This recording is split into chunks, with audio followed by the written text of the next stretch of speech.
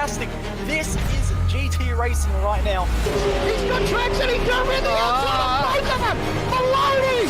Oh, he's taken Anderson! Anderson's up top! Oh my god! Oh! Big crash! Oh my goodness, half the field's gonna get rolled! This is very close. These guys are want to make their way through the field very quickly. Oh, here we go! Oh no! That's massive! This is it! This is over! I can't believe this! Oh my god! God, what?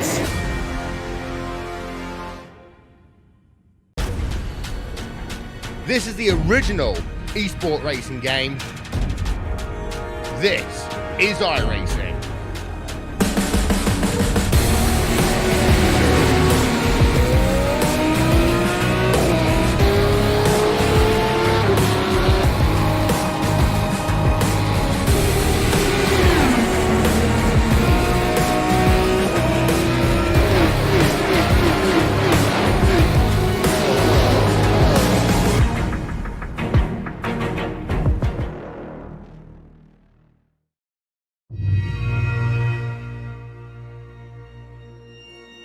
Number of different ways. Hello everyone watching across the world on the iRacing Esports Network. We're SimSpeed TV. This is the Geodesic Racing GoPro Championship. American GT multi-class racing. Going for 90 minutes around some of the best tracks in the iRacing service. My name's Reese Gardner. Joining me alongside for coverage of this fantastic series, David Haynes. David, first round of the series at Road America. What a track to start proceedings at. Yeah, massive history around here of American sports car racing. I personally really love this track. It presents plenty of opportunity for racing, passing, and strategy. And we've got a bumper grid too. We certainly have. Currently, we are in qualifying for the GTDs. We're using the IMSA class system for this one. So GTLMs, your Fords, Ferraris, Porsches, and BMWs.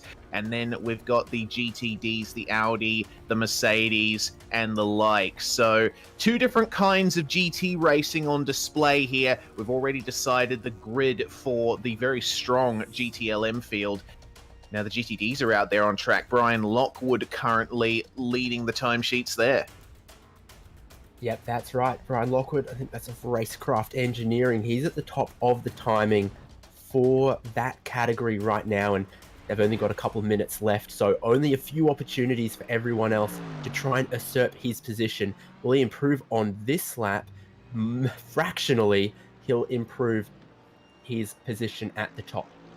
He certainly will. There's the Jesper Drelica and John Miller, the others of the top three in GTD as we go back down through the field, showcasing some of the amazing liveries that the teams have brought out for this one.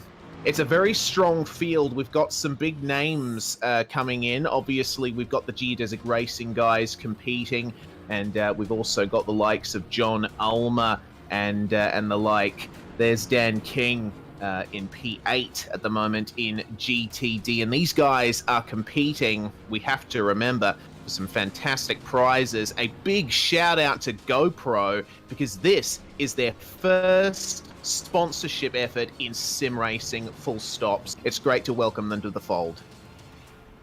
Yeah, awesome to see their recognition of esports and iRacing and sim racing, to have them on board for this championship as title sponsor, but also providing some of the prizes in this series. Certainly. The champions in each class will be awarded a GoPro Hero 7 Black camera plus action kit. That's a good bit of kit to win. And the podium winners in each class receiving a trophy and a championship t-shirt. But there's also prizes for the Gentleman Championship. Yes, that one being, I think, the least incident points, so effectively the cleanest driver. Also, I believe, a shirt and a trophy there as well. So plus a pair of Alpine Stars gloves too. So that's good too. That's very nice. A nice pair of racing gloves would go well for the real world racer and the sim racers. Sim racers love a good pair of gloves as well. They certainly do, especially with the amount of Alcantara leather that is used on the high-end sim racing hardware that we're using more and more often now. So here's our replay sponsor, Building Optimization Systems. And they also on board with this series. Fantastic to welcome them there, and a lovely little replay banner to go with our coverage here. So we're coming up more towards the end of GTD qualifying, and while the drivers are doing their briefings, Race Control's taken them through how exactly this event is going to go. We'll take a look at the GTLM pole lap with Robert Harris for Team Tortuga. Now, Team Tortuga, they've seen quite a bit of success in sports car racing in the North American scene. They finished well in the Carrera Cup class in Sports Car Open. And they've also done well in the 12 Hours of Sebring and 24 Hours of Le Mans. How does Harris take in Turn 1 here at Road America? Nice and smooth across these curbs, David. Yeah, it's a fantastic onboard angle here where you see his shift lights, his gears, and also the steering inputs. And you see, you know, once you're this good, once you're going fast, it all looks so smooth that it looks like he's going slowly. I mean, every corner here, he knows where the limit of the grip is and doesn't ask any more of the car. So there's no huge work on the wheel. He just turns it in, it does as requested, and using all the track but not too much, and that's how you put in a quick lap around this track.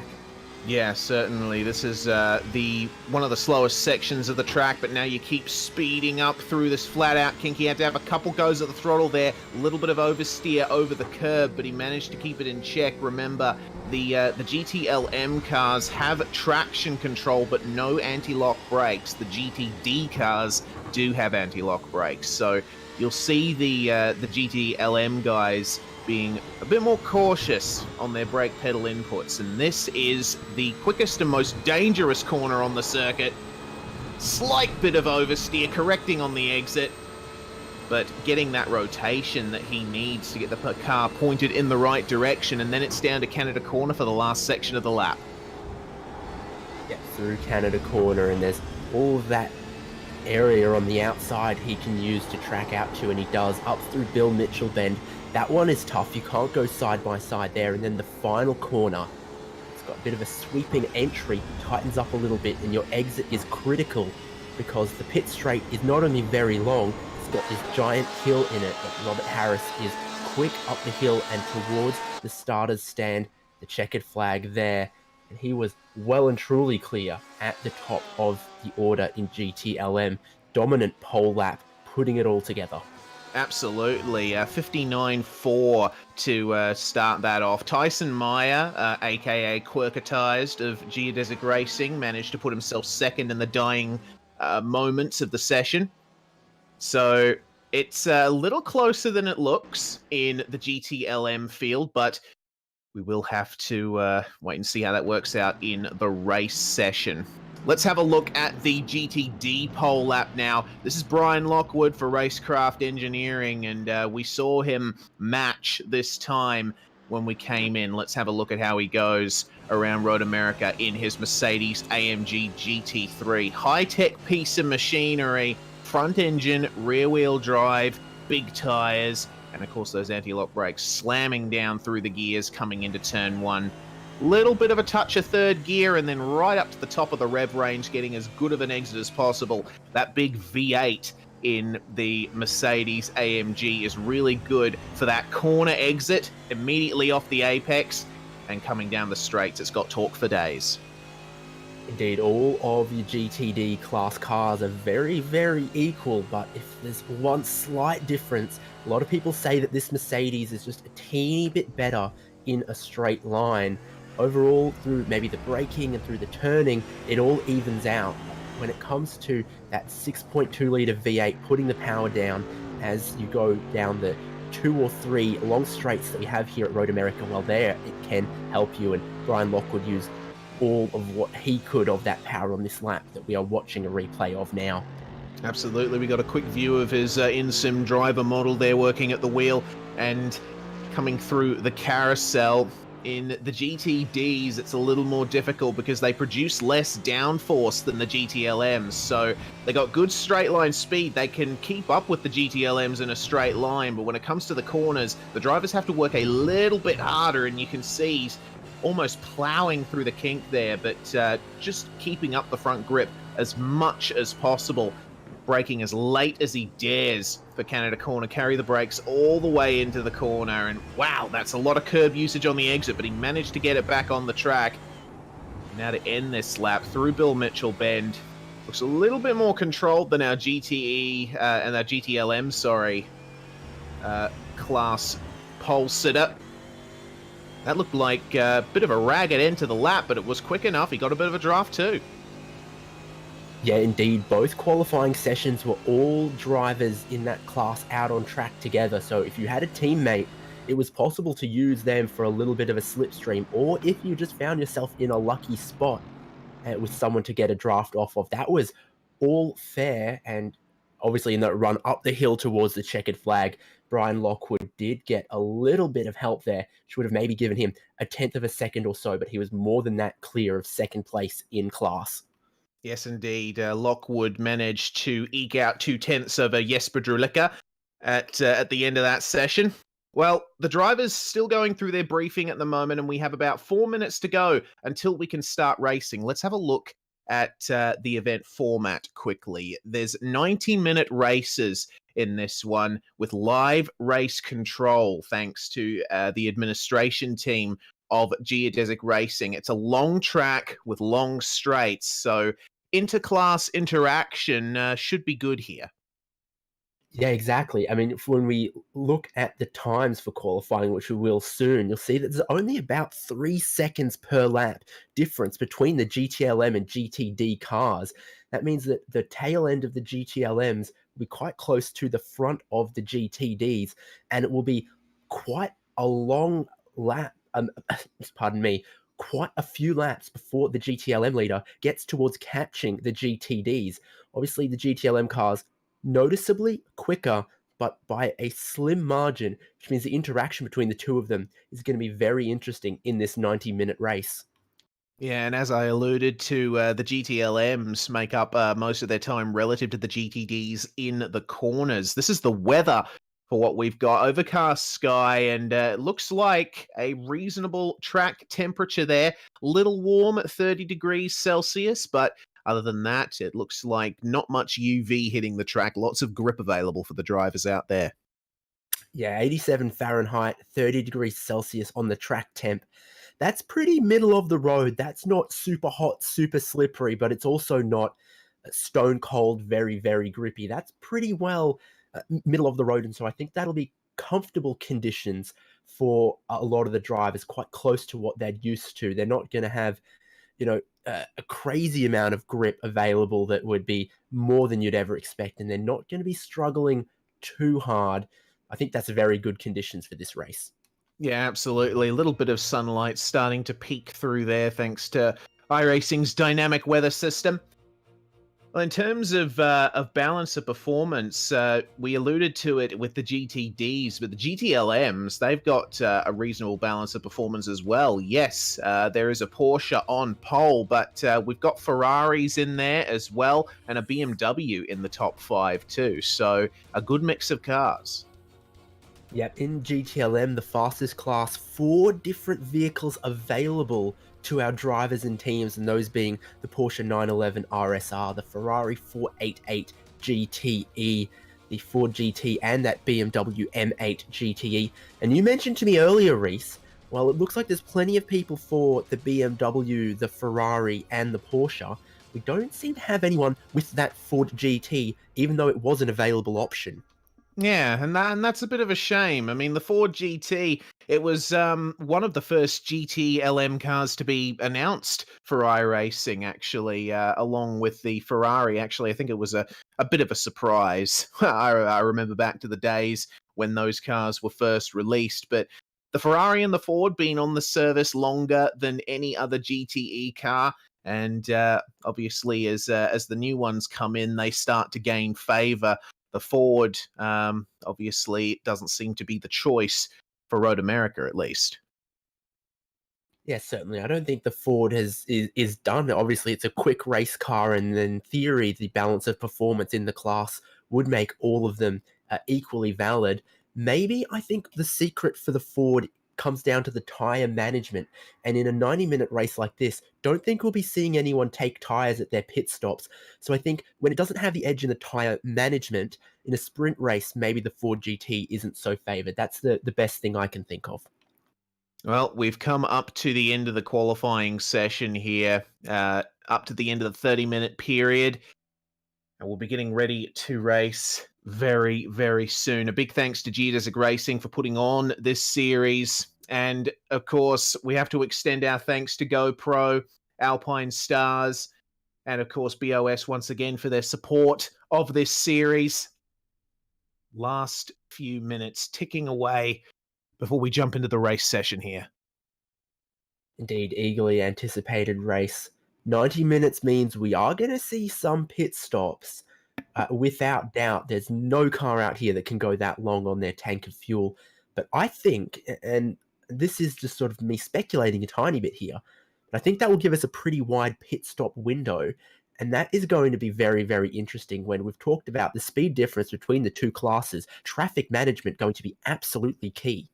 Yeah, absolutely. And I get the feeling that the leaders will have to pick their way through a little bit and make their pit stops sensibly. This is the starting grid for GTE. We got Rob Harris on pole for Team Tortuga with Tyson Meyer joining him on the first row. Targa Racing's Graham Quinn lines up third, Simon Avatal alongside. Andrew Caron, interesting to see how he goes. Former drifter, now he's more interested in making cars go forward than sideways. William Whalen alongside him. Enzo Johansson and Marcus Deck on the next row. And here, the remainder of your GTLM qualifying. Row 9, sure that graphic's right. 9th place is going to be Justin Rem alongside John Ulmer. Then the row behind them will be Seth Pierce and Dominic Oliveira in 11th and 12th. 13th place, Trevor Clement and Anthony Pisano alongside him. Jonathan Brault and Jason Withrow are 15th and 16th. And the one other car in GTLM, that is Matt Quinn. He will be the last of the GTLM runners. Yeah, and then we start to get into our GTD runners. Brian Lockwood on pole for those guys with Jesper Drelica and John Miller joining him in the top three. Gabriel Pereira, Zach Plummer, and Jack Anderek alongside them, lining up further down the field. Team Huge Asses Shane Cameron lines up in 24th position. Next up, we got Hayden Gober and Alex Coffard, along with Dan King and Andrew Fawcett lining up 27th and 28th overall. Older Stepanovsky in 29th and Mark Herzog rounding out the top 30 with the next row taken up by Andrew Taylor and John Navarra. And the remainder of your grid is Brandon Smizor, David Browning, Philip Wyatt, and the remainder are not cars that are going to be taking to the grid. That's some of the spots taken up by our fantastic race control. We're going to be managing all aspects of this race and with their eyes out on any potential incidents to ensure everyone drives safely, cleanly, fairly, and if they don't, to apply the necessary penalties to ensure that going forward, everyone does. Absolutely, and they've got a detailed rule book here at Geodesic Racing to assist them with running this series, so this should be a good one. I've been looking forward to seeing this series kick off for a while now, ever since I took the job of commentator for this thing, and man, I just love getting to know a new group of drivers, a new group of teams, what we usually don't get at SimSpeed TV. This is actually the first American time slot series we're broadcasting, so start of a new era for us as well on the broadcast side. Yeah, not new to the iRacing Esports network, but definitely new to this time zone, which is fantastic for us to have a new opportunity to see some cars we're familiar with, some tracks we're familiar with, but plenty of new drivers for us. And there you can see the wonderful, wonderful field we've got. All of them here on the pit straight behind the new Porsche safety car, which will lead them around for one full 6.4 kilometer lap of Road America before we get racing. And here we see on board with that fantastic Porsche GT3. Absolutely, and what a beautiful safety car it is, just setting off now. So There goes Harris and Meyer. And that's the view from on board the safety car. It's a long run up to turn 1 here at Road America, but at the speeds you're going, it is much, much tighter than it looks.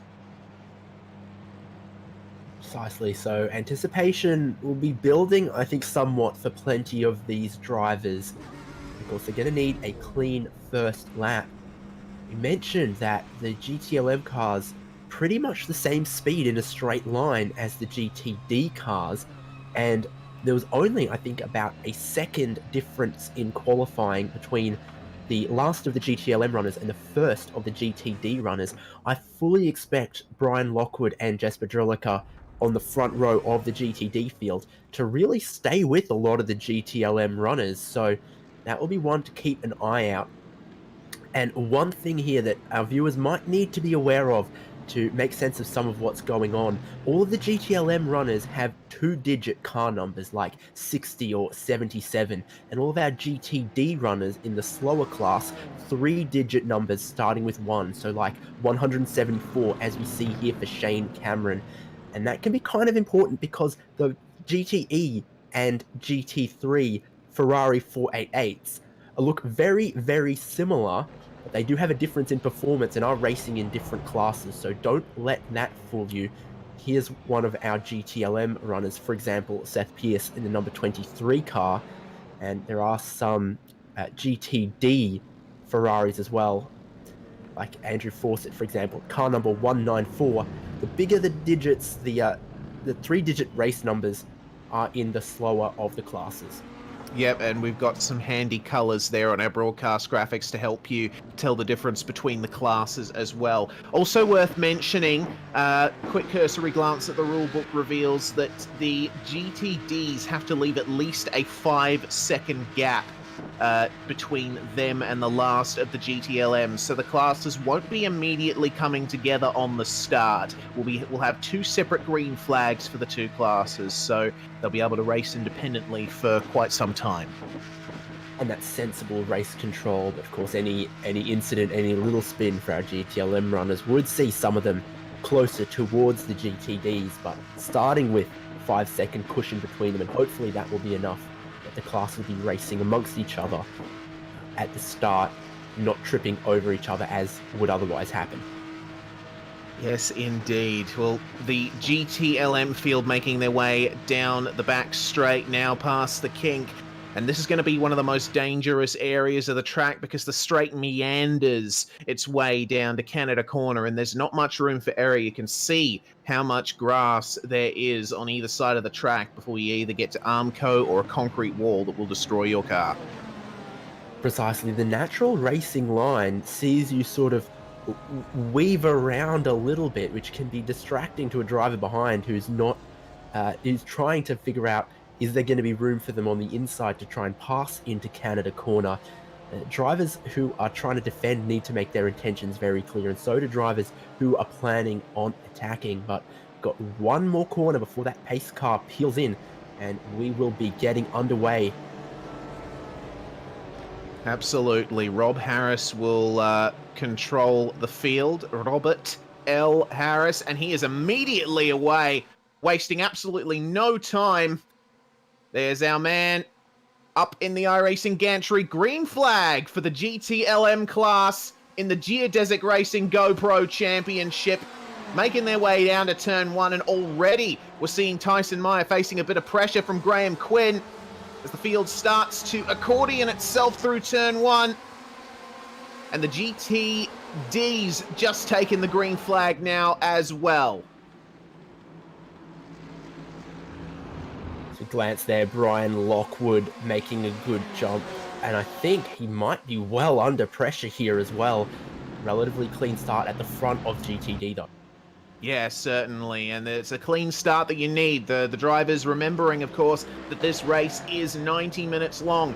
You don't have to make silly moves early on, but Marcus Deck is starting to make some side-by-side action here. Goodness me. William Whalen alongside him for Satellite Racing.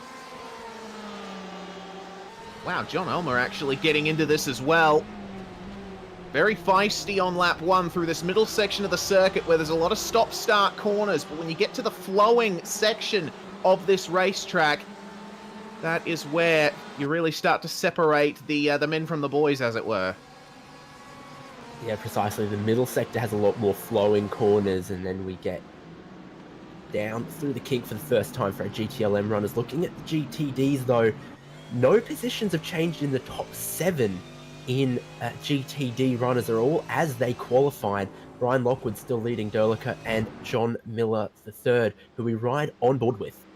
Yes, indeed, and single file down to Canada Corner for the first time.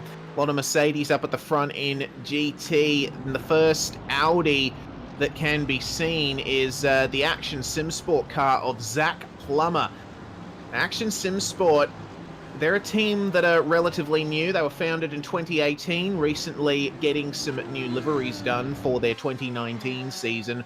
Very good-looking cars, but the top 2 in GTLM, Tyson Myers really starting to turn up the pressure here versus Robert Harris. Yeah, exactly. They've just come down the pit straight, which is a fantastic slipstreaming opportunity. Then they come through 1, 2, and 3, and this is the exit of turn 3, as the circuit describes the corner numbers. And then another long straight here, which leads towards the best overtaking opportunity, I think. Into turn 5 is downhill, very difficult, and it means a long braking zone, but Tyson Meyer cannot get it done. This time, lock up there. Yeah, Harris had a bit of a lock-up running wide. This is giving the opportunity here to Quirk. He's going to try and come through. No defense there from Robert Harris, but fairly assessed. And that is your lead change already, lap 2 in this race. But could Harris come back at Meyer? Well, when I mentioned it was a difficult braking zone, I didn't think we were going to see an example quite so soon. Meyer obviously into the lead now, but everything, the slipstream that he got, well, now from behind, Robert Harris will have that. A little bit of understeer for Harris through the kink, though. Didn't quite hit the curb as much as he would. Of course, these GTLM cars, they produce a bit more downforce than the GTDs, so they're a little more sensitive to those aerodynamic forces at high speed. There is Harris running a little wide once more. Meyer's starting to get away with this. Meanwhile, Whalen versus Avatal for 5th place. Yeah, indeed, and this is battle between the Porsches. So we've got Porsche up front. Well, we did until the Ferrari got through, but this mid-pack here, definitely dominated by the 911 RSR, and they're screaming flat 6 engines, just all separated by a bit too much down the pit straight to have anyone make a move just yet. Yeah, well, draft is, it starts from about a second back. We've just had a position change back in the field. Dominic Olivier has yielded to Enzo Johansson, and they are now in the opposite order to what they were. Yeah, Dominic Oliveira have a fantastic start to the race. Now we look at this battle, 2nd place in GTD. John Miller has just been that 0.4 of a second back and just can't seem to quite close that gap. Brian Lockwood, though, building solid advantage. The only leader building a gap. Oh, it's going off a bit in GTLM here around the slowest part of the circuit. Whalen just getting through to the lead of this pack. So we'll get a quick BOS replay of that move. Thank goodness we have these replays to let us know what happened, and it looks to me like it started with a little bit of grass cutting on the exit of turn 3. Here we go. They're coming down towards turn 5, and Whalen, fantastic run, looks to the inside, and boy was he brave getting down there and just parks it on the apex. Fantastically well judged, and then coming up the hill and underneath the Corvette bridge. Nothing likes of Avatal could do about it. Yeah, solid move there from William Whalen. Here's Andrew Caron as he chases down Graham Quinn for 3rd. And the battle is starting to heat up for these minor positions. In terms of the top 2, Meyer has started to get away from Harris, so this is where the closest battles can be at the moment in GTLM. You see Caron punching a hole through the air with that enormous BMW M8. Meanwhile, Gabriel Pereira and Zach Plummer having a little bit of a trade in the ending section of the lap. That has unfortunately brought those guys off the back of the second place battle in that class. Yeah, and it's still true that no one in the top 5 of GTD have swapped positions yet, so Plummer was trying to change that. And Andrew Caron is the highest of the BMWs, following along behind Graham Quinn, trying to make his car into a podium position. Not happening just yet. In all these classes, the drivers and the cars very equally matched in the first 7 minutes of racing. That's it, and you got to remember, it's not just the first 7 minutes of the race, it's the first 7 minutes of the entire championship. So these drivers still getting used to the way these races go, how the field stacks up against each other. This is a fact-finding mission above anything else. Zach Plummer, though, testing his mettle, seeing if he can psych out the driver ahead of him. Mr. Pereira holding up reasonably well at first. Slightly defensive through the kink. Can Plummer hold it around the outside? He's going to give it a red-hot go. Using the downforce of that Audi R8 to great effect. Still running side by side. Pereira gives him room. This always happens when it's the two of us, Reese. They come through the carousel and he can't quite hold it too wide through there. So only for a couple of corners will the two of them run too wide, and Plummer just could not get it done. Still right underneath the big rear wing of the Mercedes AMG. He'll have to find another way. Quick through the kink. Can he do it into Canada corner? That's also a great overtaking opportunity around here. So close. Defensive line from Pereira. Plummer will have to go around the outside if he can get it done. And he almost had the opportunity to go over under there, but Pereira just parked his car square in the middle of the circuit almost the whole way through the corner. So these guys are really starting to test how far the limits can be pushed in GTD. Oh, Pereira a little bit later on the throttle too. Once again, this battle's going to go on for quite some time, and you know what? It's starting to bring the likes of Anderek and Cameron back into this. Yeah, indeed. As these two battle, as they have done, and it looks like Plummer will have another go at it, they've lost a bit of time to the cars in front. They're starting to have a train form behind them. Plummer oh, there we go! Turn one this time, and there's contact! Yeah, looked like a bit of side-by-side, just setting Pereira off balance slightly. So, unfortunately, the Sailors Racing Team driver losing that high possession. He's got a lot of work to do now. Here's a BOS replay of what happened. It doesn't look like anything bad from me. It's just a case of wrong place, wrong time. Pereira turned in, followed a bit of a narrower line, and Plummer was just there. Yeah, indeed. Almost No getting mistake. together with Dan King. Dan King was so close when that spun car was parked on the exit curb, just getting away with it. Thanks Building Optimization Systems for their support of our replays in this series. And it looks like it spooked Dan King a little bit, because now he's fighting with Andrew Fawcett, and Fawcett hasn't got a way through yet, but definitely it's maybe upset Dan King, his rhythm and his focus, because that was so close to a huge accident. And it's been a great clean start to this series, and I think that what we've just seen is the biggest piece of contact we've had yet.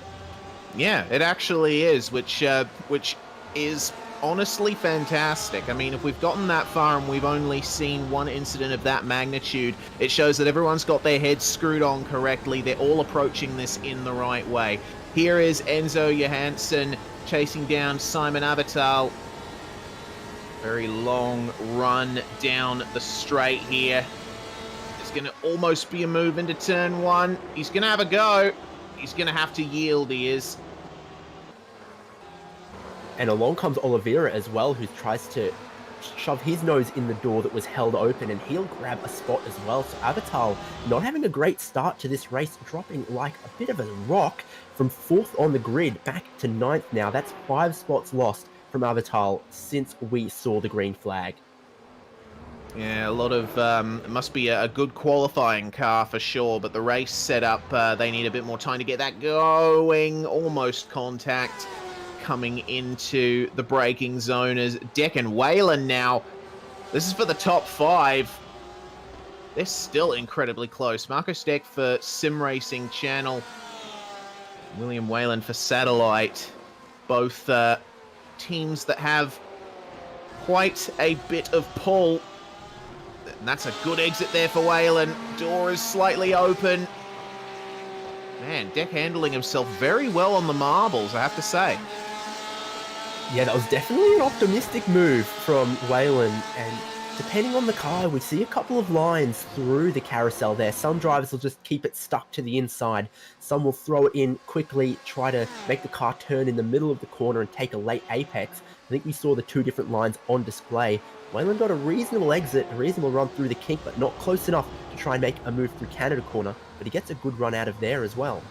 Yeah, he certainly does. Of course, these sections at Road America, unless you're on the last lap of a race, you don't really want to put a move at this final corner because it compromises your exit down the start-finish straight. So let's see what Whalen can do in a straight line versus Deck. I noticed that Deck is carrying a slight bit of damage on his front left quarter, so that may be affecting his straight line speed ever so slightly. See, fantastic onboard shot here, just how much William Whalen closed down the pit straight. Of course, the next straight underneath the Sargento Cheese Bridge and then the straight after the King are also just as quick. There's basically 3 flat out straights here where you reach 6th gear and rev all the way up there as well. The slipstream gives you plenty in GT cars like this. William Whalen will have the advantage of maybe half a second of extra speed from that slipstream. Is starting to be just a little bit of a queue forming behind here as well. I mean, you see Enzo Johansson, Dominic Oliveira part of it as well. I mean, crucially, though, we have to remember fuel saving might come into it as well. Whalen obviously wasn't close enough to put a move on Deck that time, but he did the right thing and lifted off early. That's less time that he's spending on full throttle at high revs, less fuel he's using, less time he's going to have to spend in the pits. Yeah, there'll definitely be a little bit of an advantage there when it comes to the pit stop time, but it's not going to be massive because they're not going to need to take a full tank of fuel in this 90-minute race. And also, these cars, they fill pretty quickly, not like some of the, I think, World Challenge kind of cars that we've got, like the Kia, that takes quite a long time to fill with its refueling system. These, it's pretty quick. The best you'd be able to hope to save is maybe at most 2 seconds of fuel or so. And that's not a huge amount, but I guess if you're in a really close pack like this, 2 seconds might be enough to jump a position or so. My point exactly. Marcus Deck running a little bit wide on the exit of Bill Mitchell, and that extra dust on his tyres has not helped him. Meanwhile, Jonathan Bro on John Ulmer. Ulmer getting a compromised exit. Oh, goodness me, that's another compromised exit ahead of those guys. This is quite close. Simon Avatal still in trouble here. And could Ulmer almost get bump drafted here? Goodness me, bro, slotting his car right into the spot as soon as it opened up. This is great racing. Meanwhile, Deck and Whalen at it once again. Whalen going for the move at turn 3. Will he be able to carry momentum down the straight? 2 corners in a row, Whalen got his car to the inside, but didn't get clear enough to be able to track out, and this gives Deck a fantastic opportunity, and he'll just find one car width to stick his nose in there. Will he? Deck trying to fight it back. Oh, and he puts it straight up the inside, little bit of contact. Oh, and I think that's... It's not quite what either of those guys would have wanted, but in the heat of frustration, when you're getting in the middle of a racing battle, sometimes that just happens. Obviously, Deck laid on the brakes, and I guess Whalen figured he'd clear him quicker. I think Whalen locked up the rear tyres a little bit, and then in the end, he ended up losing a couple more spots from his attempted overtake, because Johansson and Oliveira got back through as well. Yeah, certainly did. Andrew Caron and Graham Quinn still fighting as they have been. We've gone over 15 minutes race time, and we're starting to see a pattern form. That's not the pattern that Graham Quinn would have liked, however. side by side up through Bill Mitchell. Ben, Oh, that's goodness. not quite how you want to do it. So brave around the outside goes Andrew Cameron, and they're going to be side by side coming into the final corner as well. It's all going to come down to who gets the better run out of this corner. And Quinn using a little bit of the grass. They're absolutely side by side coming up the hill. Yeah, you can see them just inches apart, or feet apart, I guess you could say, down the front straight at Road America. So Andrew Cameron for RSR Esports trying his best to consolidate that position. He's managed to get it done though. Or Quinn might come back here. He's left a few opportunities open here as Caron. These guys still running side by side. They got a good gap to the cars behind. They can afford to battle a little bit. And these guys are now 5 seconds behind first and second in class. They are then 4 or so seconds ahead of the cars behind. They're fighting on their own little island for third place. BMW has the inside into turn 5, but goes very deep. Quinn has done a great job of just trying to do the over-under, trying to cut back to defend, and they are side by side. Deck Oliveira, Enzo Johansson, everyone getting in the fight here. Yeah, it was a little bit of an awkward situation once again down the front straight. Dominic Olivier having to cut and thrust his way through a bunch of cars that were tripping over each other. This is 5th and 6th in GTD, by the way. We haven't checked in on these guys in a while. Battle for 5th between Andrak and Cameron. These guys doing very nicely in their own little pocket. Yeah, indeed. Looks like, yeah, GTD fields are just a little bit more spread out. There's been a problem for Andrew Fawcett. He was fighting with Dan King earlier. What has happened here? Let's have a look, thanks, of course, to building optimization systems. This is on the run down to turn 3. So, Fawcett seems okay there. As he comes out of the corner, just catching the grass on the exit. The traction control didn't save him there. No, it did not. They call this America's National Park of Speed. But I think Andrew Fawcett was getting just a little bit too familiar with the greenery around here. That was quite far off the circuit in the graph. Yeah, certainly, and he's going to lose quite a bit of time from that.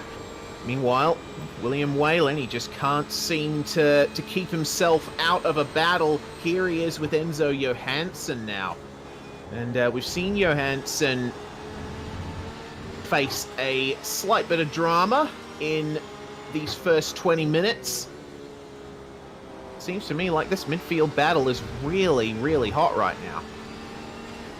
Yeah, for sure. On my timing screen, it's a red box basically from 5th down to 12th in GTLM, and that means there's no more gap than 1 second between any of these cars. We've seen that whoever gets to the front of the train ends up giving the slipstream to the cars behind, ends up creating a battle for position, ends up just forming a core. Yeah, and Enzo Johansson overcooking it slightly into turn 5. Meanwhile, Clement through there on Simon Avatal, who is continuing to just slip down the order. Obviously not happy with the race pace of his car, hoping it might come back to him later in the race. Meanwhile, that's our GTD lead. Brian Lockwood and Jesper Drelica basically lapping on their own right now. John Miller and Zach Plummer behind them. Fairly even gaps, and there is the battle between Andurek and Cameron, the closest fight in that class right now. Alex Coffard's starting to catch up to those guys, and the battle for 8th as well. Yeah, Dan King kept it on the road, and he's got Gabriel Pereira for company now. And then we look further back, and this is Herzog, Browning, and Fawcett trying to recover after we saw the spin that he had. Obviously, he's now approaching the battle that Herzog and Browning are having, and you can see all of the gaps down the GTD field. Bring it back up to GTLM though, because this battle, 5th through to 15th now, absolutely crazy. Who's going to try and shake it up? When do they think they can come into the pits and take their stop and be able to get to the end? The window's not going to open for quite some time. Yeah, that was a risky move there by Deck. He had the room, but I don't know if that counts as moving in the braking zone. It obviously was a very assertive defensive move there by Deck, obviously wanting to protect his place in the train, and it definitely is a train right now. Long line of cars coming down the straight, and Olivier almost going for it. Quinn and Caron, meanwhile, still going at it. Oh, it's starting to get awkward down here. Jonathan Bro almost making contact with William Whalen. They're very lucky to get away with that, both of them. Yeah, Brolt was very deep on the brakes towards the inside and did manage to keep his nose away from turning anyone else. He has gained 7 positions from where he qualified, so he is making a charge up through the field. Clearly good racecraft, a good setup for him. Sort of the inverse side of the coin from Simon Avatal, who qualified well and has unfortunately lost a few positions. Yeah, and that just goes to show you the importance of preparing your car for the race session. As these are long races, this is a sports car championship. It's all about how you manage yourself in this session. So Dex still leading the way at the front of this train. Olivier Whalen, Broll, Johansson. Then we got Ulmer, Clement, Simon Avatal heading up the end of this train. And there they are, all in the one shot. Fantastic. Yeah, plenty of grass cutting there for Brolt. That's going to massively compromise his run out the final corner, up the hill. And look at that. Who's that behind? Enzo Johansson. So it's BMW versus BMW. They should have pretty similar straight line speed. And Johansson has almost the car level going into the turning point for turn 1. Got that position in. And how close were they? You could have put a sheet of paper in between those cars and it would have been, it would have had trouble fitting. That's how close they were. And, bro, off again. So the pressure getting to him slightly. He needs to just dial it back slightly. Here's another battle. This is for 13th position. Anthony Pisano for RSR Esports. And Matt Quinn, my goodness, have a look at him go. Almost going 3 wide down there as these guys continue jostling. Oh dear, Trevor Clement in trouble. Oh, and there's another crash. That's continued on past that. Slight bit of contact between those cars. Snowballing into an unfortunate incident. Oh, and Anderek too. What on earth's going on here? So very clean opening 25 minutes, and suddenly a little bit of contact, a little bit of issues going on. We'll look at the GTLM incident first. Clement locks up the rears very early, goes for a big spin.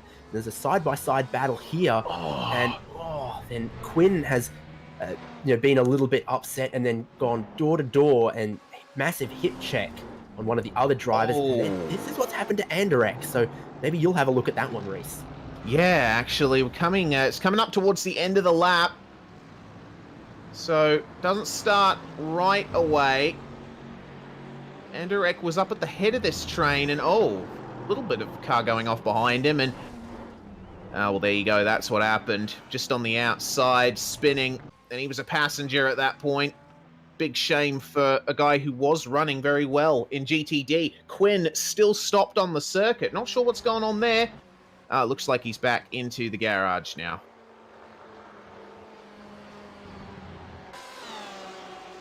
So we should clarify there is a no escape rule in this series as well. The drivers have to ask permission for a tow from race control before they escape back to the garage. Otherwise, you've got to make every effort you can to get your car back to the pits. So obviously tried to carry on, but the damage too significant to that car. Once again, that's Brolt in the Geodesic BMW going off-roading in that thing, getting away with it, but obviously doing everything possible to track out as wide as possible, and it gives another opportunity to Enzo Johansson. Marcus Deck is going to try and outbrake. Oliveira doesn't do it, and this battle does not show any signs of going away. William Whalen in that green and black car now challenging the fellow Porsche in front. Yeah, and Dominic Olivier found his way up to the front of this train, and he looks like he's starting to stake his claim to it. He seems fairly stable in the lead there. Meanwhile, Marcus Deck having to check up slightly, and they are bumper to bumper on the entry to Carousel at least. Of course, the way this corner goes, you see the gaps between cars ebb and flow, and oh dear. Car going slightly off, that's not optimal. This could be a move, though, between Whalen and Deck. We've seen how racy Whalen has gotten in this race so far, and Deck obviously going defensive. It's the best line to take at Canada in this circumstance. Can Whalen hold it round the outside? He's going to give it a red-hot go. He certainly is. Brault behind has good speed, but nowhere to go when the two cars in front are side by side. Whalen, I think, has got that done. Deck now side by side with Brault. Brault around the outside gets good power down. So Deck has gone and lost 2 spots in just about as many corners, I think, and it's not going to end now. Enzo Johansson and John Ulmer are looking for a slice of the pie. Yeah, Ulmer there. Oh, doesn't have quite as much room as he thought, did Ulmer, on the inside, and very late on the brakes. Or was that Deck really early? Either way, Ulmer's managed to get through on the outside. I don't know how intentional that was. As I see it, Deck has gone from 6th to 10th in that. He's lost out 2 spots into Canada corner, lost out 2 spots into turn 1. We're going to go a replay at some of our GTD runners, see what's happened to Older Stepanovsky. Yeah, so seems he's running okay through the midsection of the circuit. Oh, but it could be that curb. Yep, there's a bump right at the end of that curb that unsettles the car. You hit it the wrong way, around you go, and looks to me like the Action Esports driver behind him very lucky and good presence of mind to get on the brakes straight away. Indeed, back to the live action. We've got the fantastic battle that we had deeper in the GTLM field and also further up for 3rd and 4th place. And I tell you what, if I was in 4th place, I'd really want to get to 3rd place, because at the end of this season, with the championship points and the prizes are handed out, there's not much for 4th place, but there's a trophy, a shirt, and all manner of bragging rights for 3rd place. The difference between 3rd and 4th in this championship is huge. Yeah, certainly is. There's a lot to race for the top 3 positions in this series. Meanwhile, here's Dan King and Shane Cameron going at it, and Cameron a bit more damage than he would like, and King firing one at the inside, but parking it well on the apex.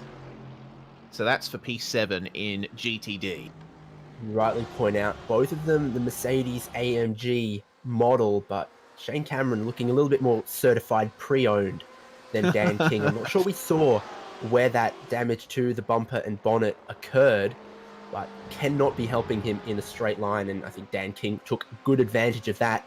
Back to that GTLM battle. This is 3rd overall and 3rd in class. Andrew Cameron's been behind Graham Quinn just about all race, it seems now, and looking racier now, but hasn't managed to find a way past just yet. I think that Ferrari might be just a little bit better in a straight line, which makes it easier to defend, but is not letting him get away from Andrew Cameron through the corners.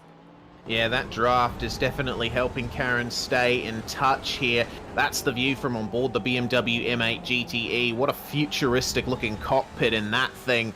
Lights up like a Christmas tree, and you see how hard they're pushing the limits here. Using all of the road, bit of the curb, and then some in some cases. The most impressive part of that BMW cockpit has got to be the steering wheel. I mean, the dash, you know, all manner of colorful shift lights. But the steering wheel is probably the GT steering wheel that looks most like it's been plucked out of a Formula 1 car. Yeah, or Tron Legacy. Definitely seems that way. It's to me, it's got that retro 70s, 80s look. The gap between these guys is slightly larger, but that shouldn't be a problem.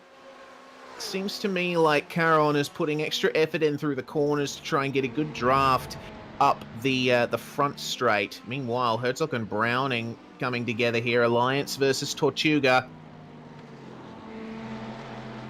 Browning having a little less of a good run than Mr. Harris, his GTLM counterpart.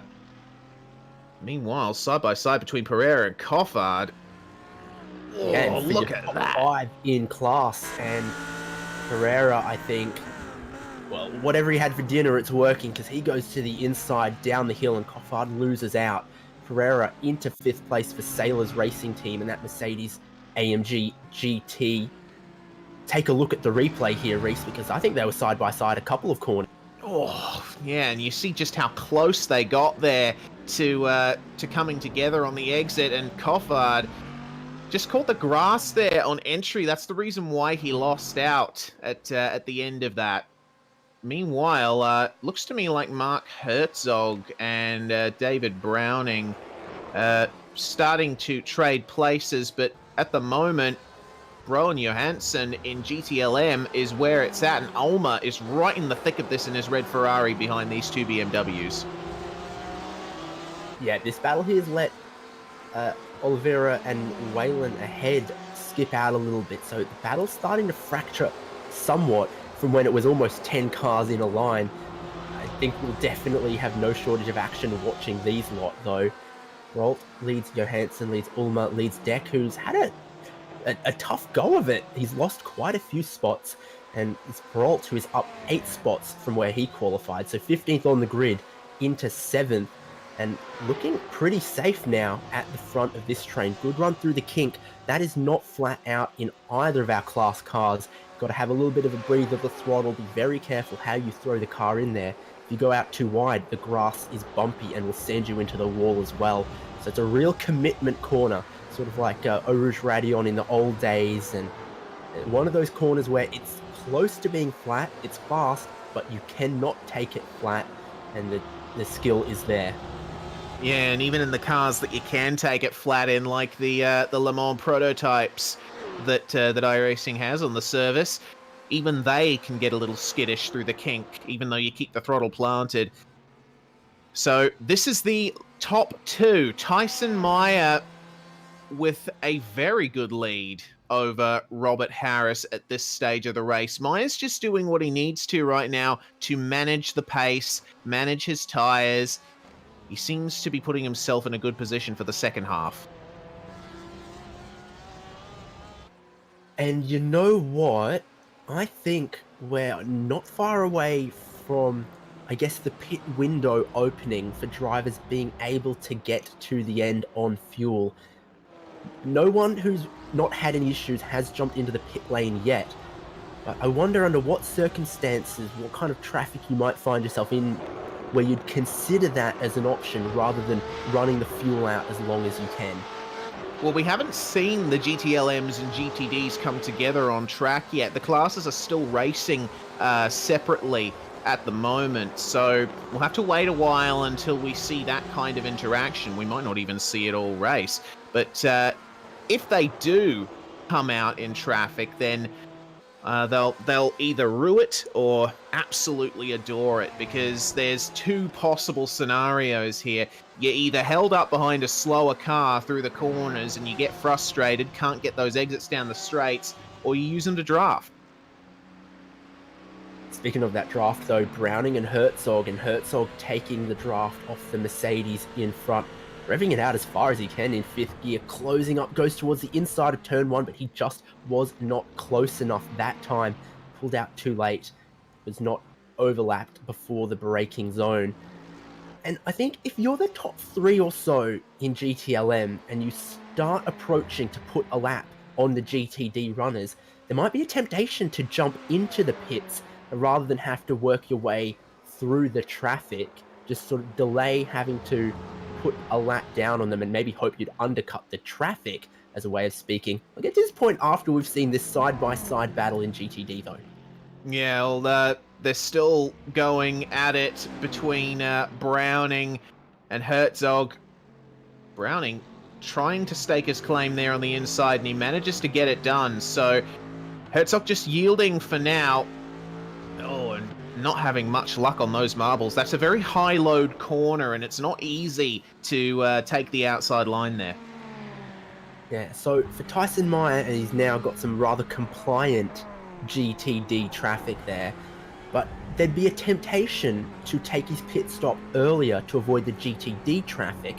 What that very well may do is put him back into his own class traffic of cars in his own class that haven't pitted yet. So that'd be a real gamble, and someone in maybe 3rd, 4th or 5th might be able to take that gamble and try and profit from it, but it'd be a huge risk to take for the leaders to pit early. Yeah, so really, in GTLM, the later you pit, the better, right? Depending on if we're how going to take that. compliant the GTD traffic is with you. Yeah, well, we just saw an example of them coming together in a more awkward spot between Maya and Navara, but this battle between Ulma and Deck is where it's at the moment in GTLM. Ulma's starting to drop off the back of those BMWs ahead, and Deck is starting to get his rhythm back. Deck was definitely quick in the opening couple of laps. Maybe just switched the tires on a little bit better. Track temperatures have stayed just about where they were at the start. We're now at 29.4 degrees Celsius, so it's dropped maybe the slightest amount. So it's not like the track temperature has swung massively one way or the other, which could favor drivers who put on a setup that was hoping for the track to get hotter or hoping for the track to get colder.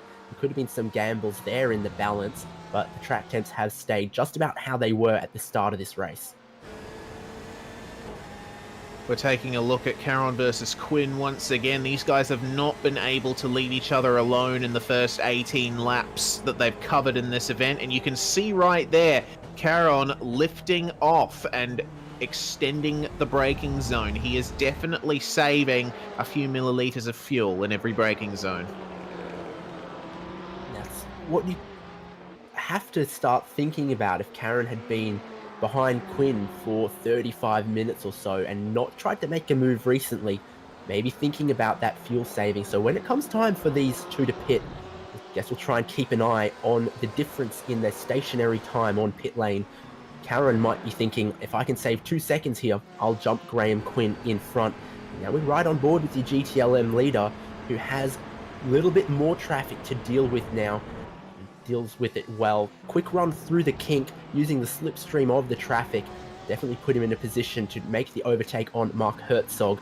As you can see, is 12th in GTD. So Tyson Meyer has 11 more cars in front to try and put a lap on, and each one a little bit quicker, a little bit feistier than the one before. Yeah, that's it, and a lot more at stake for them as well, so they won't yield their positions that easily. Meanwhile, Brian Lockwood continuing to hold on to a dominant lead in GTD. He seems quite comfortable in that car at the moment. Yeah, that's definitely true. Doing very well to be as many seconds clear as he is of Jesper Drilica. And while we've got plenty of battles in GTLM, the GTD field, for whatever reasons may be, have spread out just a little bit further, and we don't have any massive door-to-door battles in that class. It's all happening in your faster, more downforce, bigger diffuser GT cars, the GTLMs. Yeah, that's it, and the difference between these GTD and GTLM cars is highlighted no better than by the Ferraris, because they were actually designed and built as one platform, just to be slightly modified for each individual class. I mean, that was the intention in real-world racing. Unfortunately for Ferrari, the real-life rules didn't quite stay that way, so in iRacing, we are still able to see... Oh, Quinn running a little bit wide. This has brought Caron right into it on the outside through the kink. Ooh. Oh, no, sorry, Carousel. I'm getting myself confused, David. Yeah, it's very dangerous to be the car that's on the outside there. That's one of the GTDs. Is that Herzog? That's Herzog that's had an issue. Oh, no. So is there quite a bit of damage on that car? That is well off the racing line. I've got to assume he's gone quite wide out onto the grass on the exit of the carousel, but this BOS replay will tell us what happened. And my suspicions confirmed. Huge hit, Reese. Just sort of got on the bumps of the curb, and the car was absolutely loaded up. He couldn't hold on to it, and it speared into the inside wall, and hard. Oh, man, he got a bit too hungry with that outside curb there, and you could see he was trying to recover it, but just wasn't able to. The car was already gone before he had a chance to react, so... If you were those spectators on that mound and the car had come that quickly at the wall in front of you, what color would your pants be? Probably red, in my case. There's Herzog. Mine would be brown. Okay, cool. But Herzog making his way back to the pits very slowly. He's carrying a lot of damage on that thing. Meanwhile, the Caron-Quinn battle has really heated up now. They just made their way past John Navarra of the GTDs. And the next GTD ahead of them is Mr. Browning. So they got quite a gap to him. But you can see Caron, he's just sitting pretty. He's perfectly comfortable, sitting behind and lifting off the throttle. It's a very measured drive from the former drifter. Yeah, certainly. Clearly skilled in the different disciplines. And it does make sense because if Caron gets past Quinn, I mean, what's he going to do? He's 14 seconds adrift of the lead. I'm not sure he's going to be able to catch Maya or Harris. And he's not being held up massively by Quinn. The two of them pulling even more gap on this battle behind them and all the other class cars. They're two men on an island by themselves there, and really the only drivers they're battling are each other right now. They're too far behind the cars in front and well clear of the cars behind. Speaking of the cars behind, Whalen versus Bro, the battle for 6th place, and these guys are continuing to go at it. You can see the amount of dirt and gunk that's built up on the windscreen of Bro's BMW. That's how much time he's been spending looking at the back end of this Porsche. Yeah, and all of that builds up on his windscreen, and it won't get cleared off until it comes pit stop time, and his pit crew, while filling the car, will be able to take one of the tear-offs there. It won't really cost him any time. But they do simulate that here, that as you drive behind another car, some of the grit that gets thrown up will stick to your windscreen, and you can't clear it until it's pit stop time. Look at this. I see 3 Geodesic cars there, and William Whalen is not compromised by the GTD entry. He gets the same service as his GTLM competitor. Certainly does, and that's evenly spaced out the battle here. Olivier, you can see, was brought back into it slightly, but he just gets better traction than Whalen and Broll, you think? Yeah, so now we got the GTLMs coming through the GTDs. It's definitely a time that's got to be heads up for both class drivers, and it has presented an opportunity for a lot of the GTLM cars that are in a battle. And look at Whalen here, in a bit of a geodesic sandwich. Yeah, geodesic sandwich indeed, and it's the same kind of bread, both slices. They're both BMWs, so Olivier, you can see right there, it is under traction where he's got the advantage, but the likes of Whalen and Bro, they're able to stay in touch through the draft. This track's long straights really offer a second chance to drivers who may not exactly have the best condition rear tyres. Yeah, that's right. We definitely saw it in that onboard shot. It's a great way to see the half a car length that sort of comes and goes depending on the traction out the corners. So we've just received news that Tyson Meyer gained a second on P2 in GTLM last lap. 2.5 seconds in that lap, so Robert Harris has had less luck with the traffic, or he's had another kind of issue. Either way, Tyson Meyer's lead has extended. We got our first GTLM in the pits, meanwhile. Olivier for Alpine Stars Geodesic. And it's the halfway point in the race, so I don't think that's massively surprising. We've had 45 minutes of racing, we've got 45 minutes to go. That's a driver taking the cut the race in half strategy. Everyone else deciding that, well, there's not going to be a tyre change, so we'll go long on the first tank of fuel to not end up in traffic. Well, we'll have to wait and see how that works out for Mr. Olivier. He is still sitting in the pits at the moment. Long pit stop for him. He is now away.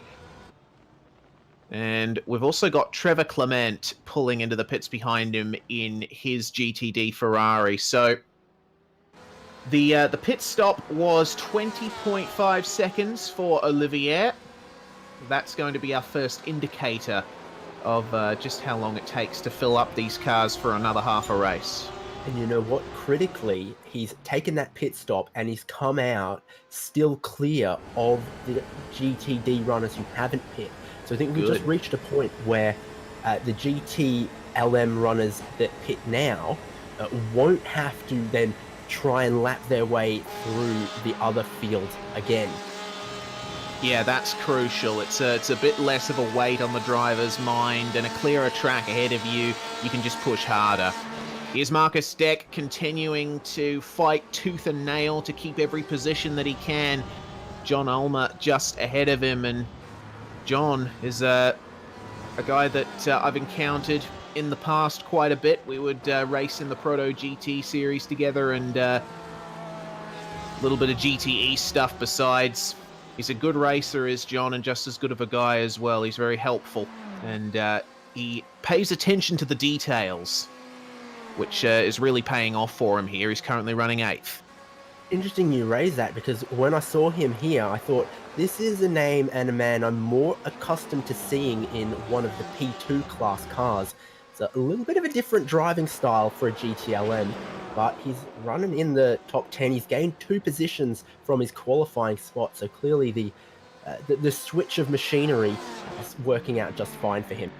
Yeah, certainly. He's not entirely unfamiliar with GTEs either. He raced the Ford quite a bit back when it first came out, and I believe he is more of a Ferrari man. Meanwhile, Bro, Whalen, and Johansson as well. Proper 3-car battle, as has been the ebb and flow for most of this race so far. Question is, which one of these guys is going to blink first and go into the pits?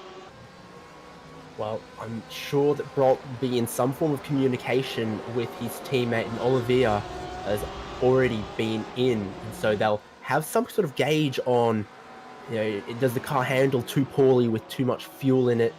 Where is he being fed out relative to the other traffic? What lap times is he doing, you know, there? So the Geodesic guys, with a couple of cars in this fight, will have maybe a little bit more information than William Whalen, who's sort of the one-man army in this series. Yes, indeed, but Satellite Racing is a bit of an army outside of this. They're a team set up by Mr. Matt Strand, and they've competed in sim racing for quite some time. Actually, Satellite is a bit of an experiment. It's an offshoot of a real racing team, Satellite Racing, that Matt Strand is also involved in. The entire goal of that place is Whalen ends up getting past, I believe. The goal is to unite sim and real racing, and Satellite Racing are doing that pretty well. But there we go, there's Johansson through, and just. Yeah, tight squeeze through turn 1, but just the right amount of space given, and Johansson, with a better run out the final corner, capitalizing.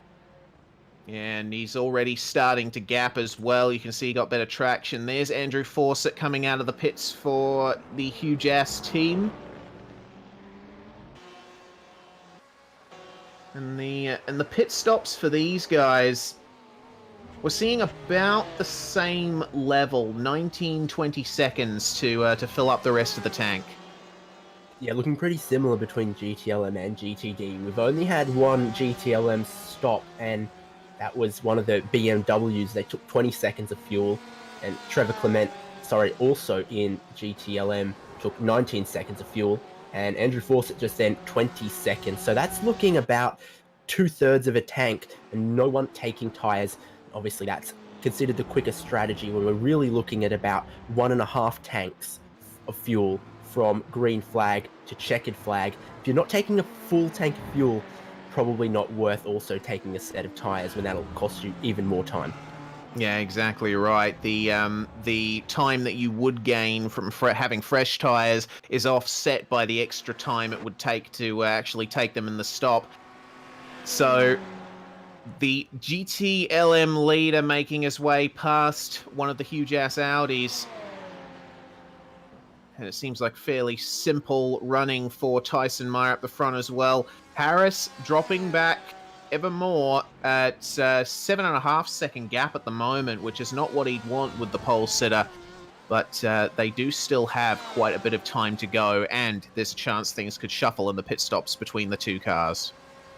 Yeah, certainly we've got that to look forward to. I think we don't normally see GTLM cars be able to go much further than reaching the hour, which means that give it 5 to 8 minutes and everyone will have to be diving in.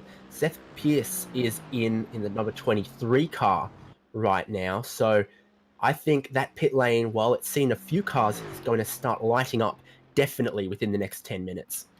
Yes, and what of our GTD leader, Brian Lockwood? He seems very comfortable in the lead. He's got a almost 9-second lead in the second class that we have here. And the GTDs generally go a bit over an hour in terms of their full fuel tank. As far as I'm aware, Geodesic Racing have not altered the fuel tanks or the weights of any of the cars. They are using the iRacing balance of performance settings. So you'll be able to see what you see in the bigger official races. Yeah, and I think that's a good call to have a race that's long enough that it requires a pit stop, but let them use pretty well the full tank. It means everyone's going to have to take a pit stop, but the pit window is pretty wide, although a pretty well converged strategy of everyone going as long as possible from the start of the race. And another thing you got to consider is the track as well. Road America, yes, it has high-load corners from time to time, but the vast majority of the time you're spending driving around this track is going in a straight line. So the tires don't get worked as hard here as they would at a place like, say, Laguna Seca or Mosport. So the drivers don't have to pay as much attention to how the tires are going. Yes, there's going to be a pace drop-off, but it's manageable. That's how I'd read it as well. 8th place GTLM, John Ulmer, Marcus Deck. Deck, what? That was such a late dive for the inside. I don't think he ever really had any intention of trying to make the move there. What he is doing is occupying some real estate in the head of John Ulmer, because when you're just about to put on the brakes and you see the car behind dart out like that, quite off-putting, I think. So Marcus Deck maybe getting desperate to make a move before he has to come into the pits, because otherwise, bizarre little move. See another GTD pit stop. It's Dan King. Yeah, and Deck at it again, contact. Oh no! Oh no! There we go. That's that battle over, and John Ulmer, I don't think will be a very happy guy with that. We will have to get a build optimization systems replay of this one. So, John Ulmer versus Marcus Deck. What happened? Well, Deck got late on the brakes, and that was just straight up contact. Deck might have locked something up because he didn't turn in towards the apex, plowed a little bit. We'll have another angle of it. It's going to be the onboard, and we'll see what it looked like from the Porsche. But I think he was just too late on the brakes, and then steering wheel dead straight, has not turned in towards the corner. I think he was just too hot on the brakes to be able to turn in. It's a shame for John Ulmer, who gets tapped in the rear, sent around.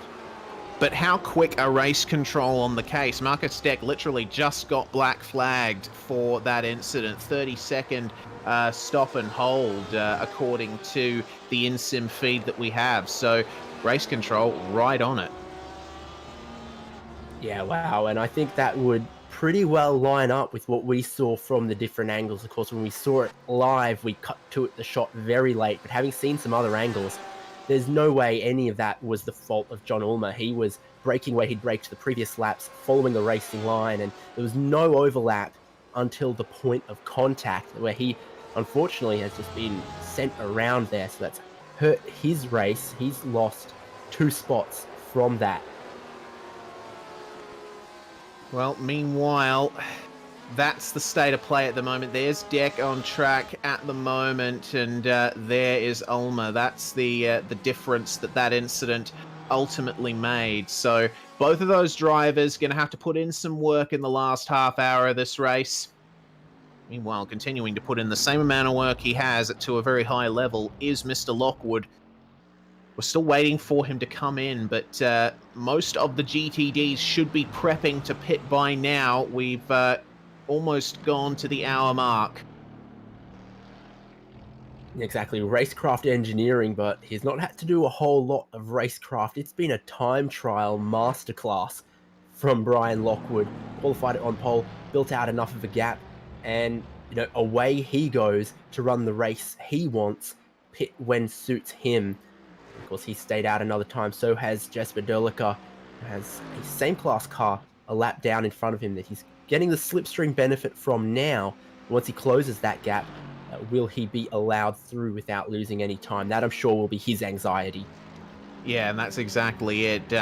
When you're racing multi-class, you don't just have to think about how you're going to... Oh, there we go. The leader is in the pits. Tyson Meyer in. So this is going to be crucial. And there, Robert Harris following him in. So this is going to be a battle of the pit stop times.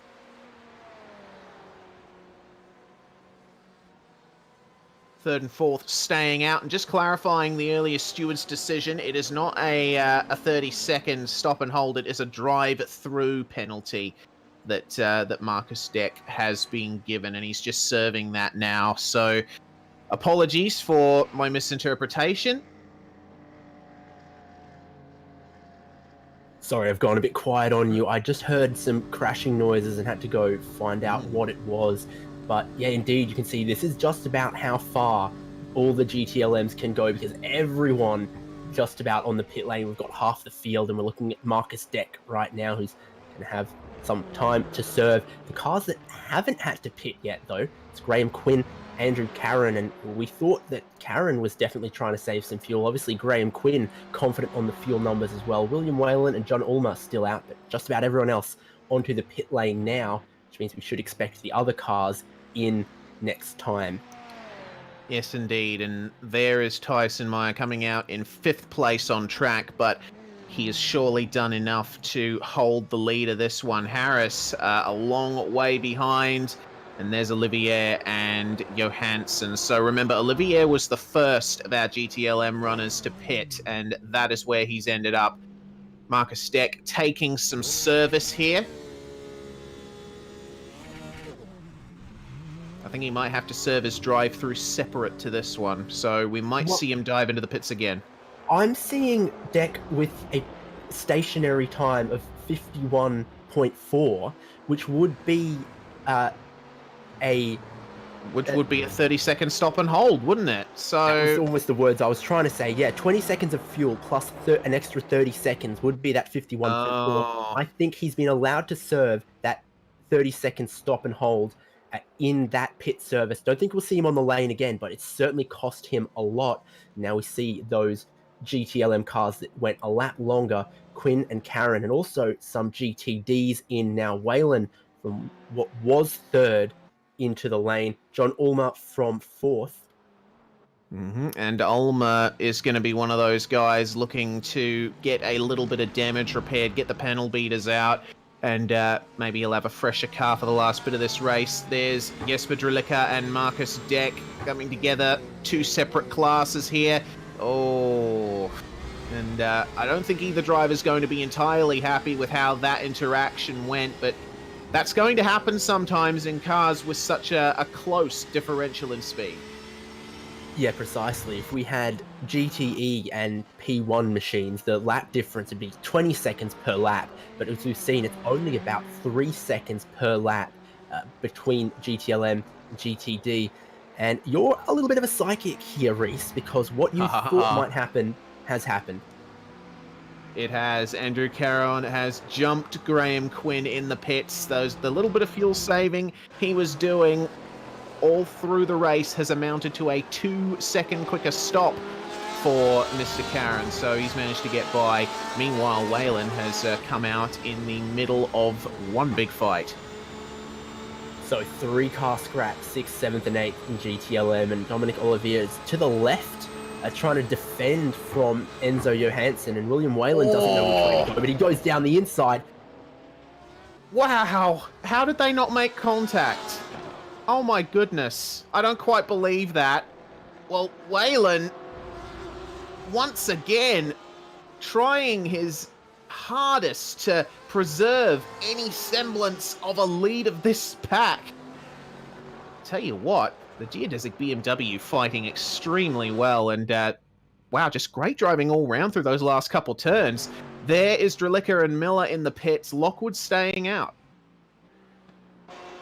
Yeah, that's interesting. So Brian Lockwood obviously very confident on the fuel, but most of the other cars coming in. Here is how Waylon managed to go up the inside 3 wide without there being contact. I don't think Enzo Johansson was so happy with that one.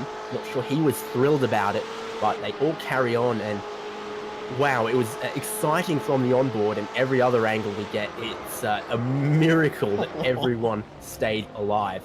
That's fantastic. Wow, I absolutely love that. And here's another view from on board Waylon. Weaving slightly in the draft. A little bit of contact between Johansson and Olivier, but aside from that, that was ultimately something they all got away with. Yeah, Waylon was quite lucky, though, that Olivier saw him coming, because otherwise it was quite a late move. He got the car stopped, got it turned, fair enough, but a lot of trust placed in his fellow drivers. Lockwood, what kind of fuel tank has he got in that thing? Obviously a very large one. He's just running this race as long as he can. He's on lap 31 now, so he's going longer than just about every other GTD. Certainly is. I think everyone else in his class has pitted, and he's still out 2 laps longer than second place. If he goes one more, I won't believe it. But as it is, it's already a fantastic effort to not only be the fastest car out on track, pulling out a huge gap in first place, but somehow with a feather on the throttle pedal while he's doing it. Yeah, it definitely seems that way. Well, once you get into the groove around a track like Road America, you can save a lot of fuel and get into that rhythm. Meanwhile, these guys have been at it all race, and they show no sign of stopping. Olivier, Waylon, and Johansson. This is the second time that Waylon has been in a BMW sandwich in this race. Yeah, it's no longer 2 Geodesics. He's mixing it up. It's Enzo Johansson behind. It's like Ryan Wholemeal. Which one's which?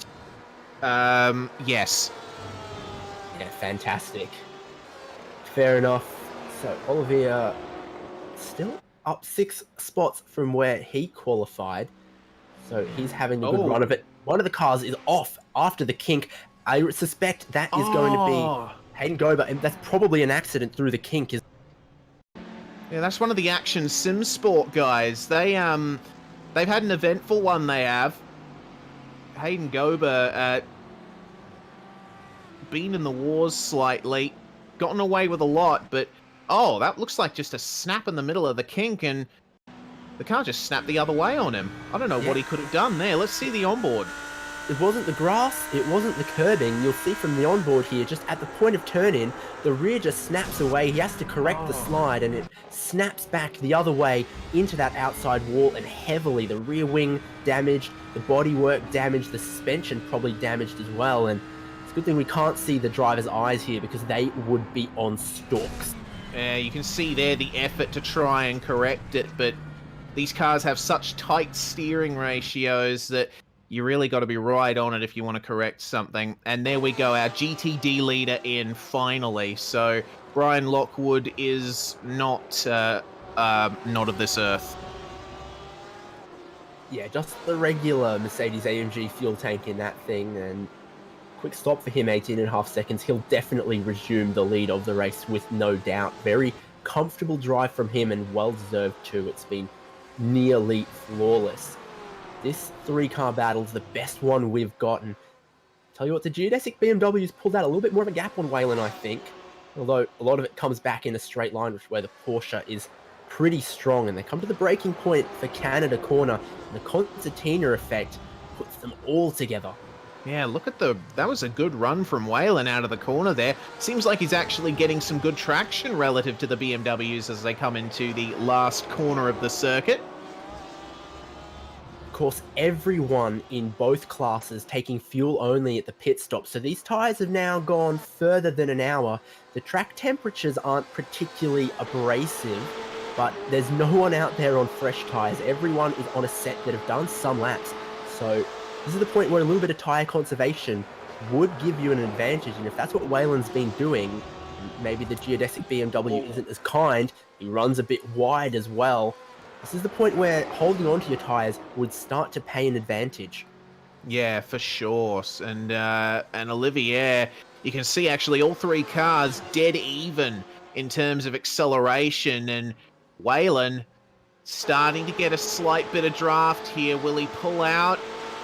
He more often than not does, but Olivier staying dead in the middle of the road, and Johansson with not much to do otherwise.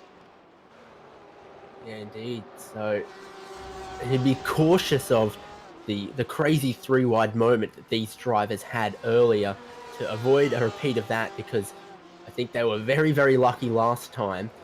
I don't think anyone will be quite so bold again, especially I think all the drivers will be aware of how quickly the penalty was handed out for Marcus Deck, that they cannot afford to put a foot wrong and be seen at fault in an incident. Has not deterred anyone from racing hard, but I think it has deterred all of our drivers from making too many silly and low risk moves. Sorry, Yeah, low exactly. percentage, high risk moves. Low percentage, high risk. That is the name of the game sometimes. Have a look at the gap between Whalen and Olivier at the end of the straight. Whalen's just using the draft to stay in touch, and I say this in a lot of broadcasts that we do at SimSpeed TV. He is biding his time until the last available opportunity, I think, because at a track like this, there is always the chance for your rivals to come back at you. It's easier than it is at most other tracks. So if you want to make a decisive move and keep a position, you want to leave it as late as you can, and Harris is off.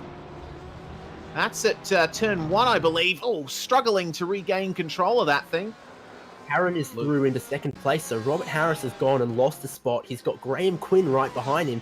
Here's the replay. Take a look at what has happened. He's trying to put a lap on, that might have been Jesper Drilica, potentially. Oh, bit of contact there. So that's what ended up happening. I don't know, was that Drilica? Yeah, it was. So second place in GTLM and second place in GTD, making a bit of contact. Well, I think it looks like Drilica was maybe a quarter of a car, half a car wide of the apex. Robert Harris might have thought that was an invitation, and by the time he realized it wasn't, he was already part of the party. And there's a big party going on here. Whalen versus Olivier side by side once again. Can Johansson take advantage of this? He's going to give it a red hot go once again. Absolutely love the racing that these guys have put on for us. Props for putting on a good show. They stay in the same order though, settling down just for another straight or so. Avatal and Ulmer, looks like the pace has come back a little bit to Simon Avatal later in the race. And then, well, that contact we saw between Harris and Drilica, it's cost Drilica some as well. He's holding on to second place, but he's being fought by John Miller. Whalen at Canada Corner, he went for the move around the outside, but just was not able to maintain the momentum. He's at the back of the train now. Yeah, so Johansson has capitalised, but nothing ventured, nothing gained for Whalen. He had to try and make a move, but in doing that, he's gone and lost a spot. Second and third in GTD. Wonder, is there any damage to that Mercedes for Drilica? Can't see it. Robert Harris fighting for the final spot on the podium with all his life as well. Yeah, and Graham Quinn fighting with all his life as well to gain that position. His race has been a slow burner as Graham Quinn. He's just been holding on, maintaining his position, and racing with a cool head. It's starting to pay off for him. You know, Quinn was second for the longest time, got jumped through the pit stops, and now he's third for the longest time. is looking at Robert Harris deep into turn 5. Ferrari versus Porsche, another lockup for Harris. Big wiggly moment on the outside. That's not going to help him put the power down. He'll be on the outside again underneath the Corvette bridge, and they touch. Oh, just slightly, but it was light contact. Here Either comes way. Brolt. It's a 3-car battle now. Goodness me, where did Brel come from? This is crazy. It's all going off in the final stages of this one, and you can see just how happy Harris was with that move.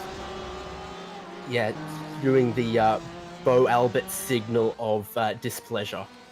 Yeah, certainly. Here's Ulmer and Avatal for the last position in the top 10 in class. Avatal, big, bottoming out over the end of that curb.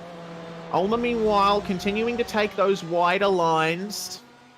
Take the smooth line through the corners. You can see Avatal starting to fire it a bit more towards the inside. He's trying to psych out Ulmer, I reckon. Doesn't appear to be working, and suddenly in the last 20 minutes of this 90-minute race, it's all come alive in GTLM and GTD. GTD was a bit sad, a bit devoid of battles for a while. Everyone was racing very cleanly, but now we've got some, and one of them, Reese, is second and third. Absolutely. Jesper Drelica and John Miller both fighting hard. This is a replay. Jesper actually spinning up the wheels on the exit of Canada corner. So John Miller for the Racing Network is now into second in GTD. Can you damage the diffuser on these GTD cars? Because if you can, that's sure what it looked like. He got a tap there earlier from Rob Harris, and then trying to put the power down, exit of Canada corner, that rear was looking quite loose. Yeah, certainly. I don't know if the diffuser starts working to its max at those speeds, but either way, a little bit less rear grip than Jesper was obviously expecting. So back to third for him. And then he has to make way for third in GTLM because they're a train. And this is that battle. Quinn, Harris, Brolt now suddenly can see a podium position just up the road from him. If he can get past Harris, he can battle for that. And Harris just hasn't looked quite as quick. He's looked quite shaken since that contact earlier. He's lost, he lost second spot, he lost third spot. And now he's in fourth, and Brolt in the BMW coming on strong in the last third of the race. And this is pretty crucial. It looks like the BMWs and the Ferraris are coming back on tyre life. At least that's what it seems to me with the very small sample size, admittedly, that we have. Making their way through some GTD traffic. That's Zach Plummer for action. And he's going to try and turn in. Well, there's not much that Plummer can do here. He's kind of hung out to dry by these GTLMs.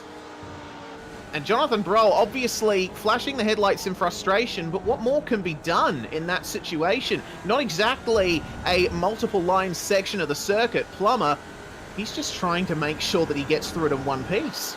Yeah, Plummer's done everything right. He was predictable. He followed the regular racing line. I mean, really, there's nothing more that the other guys can ask of him. Have a look at the straight line.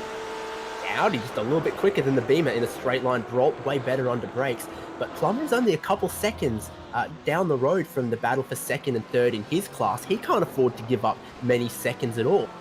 Absolutely.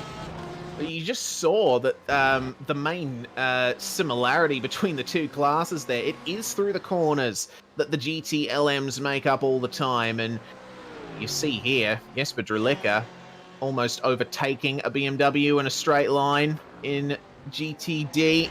There is third once again, or second Harris rather. Back, Harris with a great run around the outside of turn 5. We haven't seen many moves around the outside, but he's gone and done it. So Harris has maybe sorted out his rhythm again because he's taken that spot away from Quinn. Quinn is not going to give up. Quinn has used some of the grass there as well. So now third, fourth, fifth in GTLM, not separated by any traffic anymore. But now Harris has got to get past Jesper Drelica again and make it clean this time.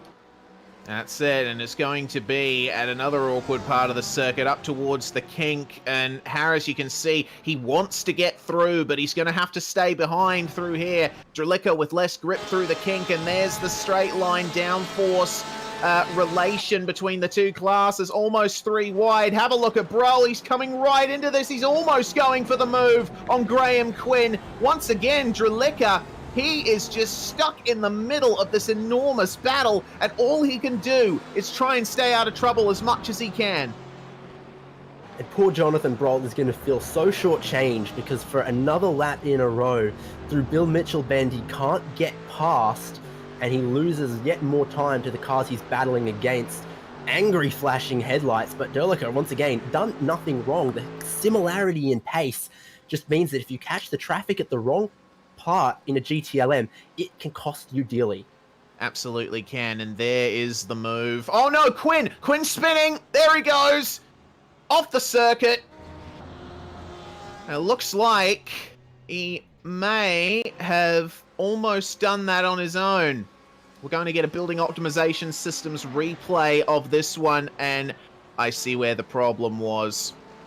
It happened right in the middle of turn 1, and that was your second place GTD just minding his own business as this battle came through. This is the view from John Miller's perspective. You'll be able to see the difference in mechanical grip between the classes. Quinn had to slow up right in the middle of the corner, took the load off the rears, and from then on it was all she wrote. Yeah, indeed. That's cost Quinn a lot of spots, a lot of time. There's the tiniest touch with the barrier. He'll carry on, but that just shows you how close the racing's been in the GTLM, that he's battling for third, goes for a spin. We've had more than an hour of racing, and he's back into 8th. That's a real shame for Quinn. His performance otherwise in this race was fantastic. Brian We've had two leaders in both classes. So we've got the leader GTLM, the leader in GTD, Brian Lockwood and Tyson Meyer, sort of the kings of their respective castles, side by side crossing the stripe, but there's still 12 minutes of racing to go. Yeah, and that should translate to about 6, maybe 7 laps for our GTLM leader, and that's the move done there. Meanwhile, this battle continuing to rage on, and actually looks to me like Olivier passed Johansson, or Johansson actually a bit closer to Olivier than he was, and they got some traffic to contend with here. Big draft. What's changed is that William Whalen's lost some spots. Whalen was in the middle of the sandwich earlier, if you remember. He's now behind the 2 BMWs. Oh, goodness me. We had to stay silent there. We weren't quite sure which way that was going to go, but Johansson really starting to pressure Olivier now. He's come on strong in this last phase of the race. Yeah, no doubt. This has been amazing. I think we've not been short of action the whole race in this last 11 minutes is going to be action-packed as well. You can see how much some of these guys want it. Johansson, Whalen would not hesitate to throw a move on the final lap or any time before then, and the traffic's starting to play a role as well. It's so tense, so much to play for. Certainly is slightly awkward between Mr. Miller and Mr. Johansson there, but they managed to get it done. Here's Jason Withrow in the Ferrari versus Marcus Deck, one of the more troubled guys in the field today. He's not had a fun one, making his way back through and gaining 1 more position. Yeah, Deck trying to fight his way back up through the field after he was assigned that 30-second penalty for the contact, and that move he's made just then, he's made it proper, he's made it clean, and that's how we hope to see him race for the rest of the season, because he qualified pretty well and he's raced pretty well. It's just unfortunately one misjudged move cost John Ulmer some time and also cost Marcus Deck time when the penalty was assigned. We're taking a look at the battle for second in GTD right now. It's really closed up in these last few laps. John Miller and Jesper Drilica fighting for the last couple spots on the podium here.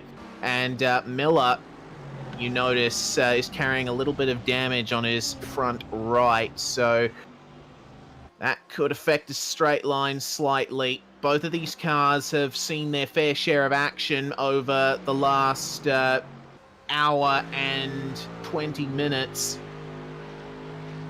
Still remains to be seen which order these guys are going to end up in. Drilica has definitely got the draft, that's for sure.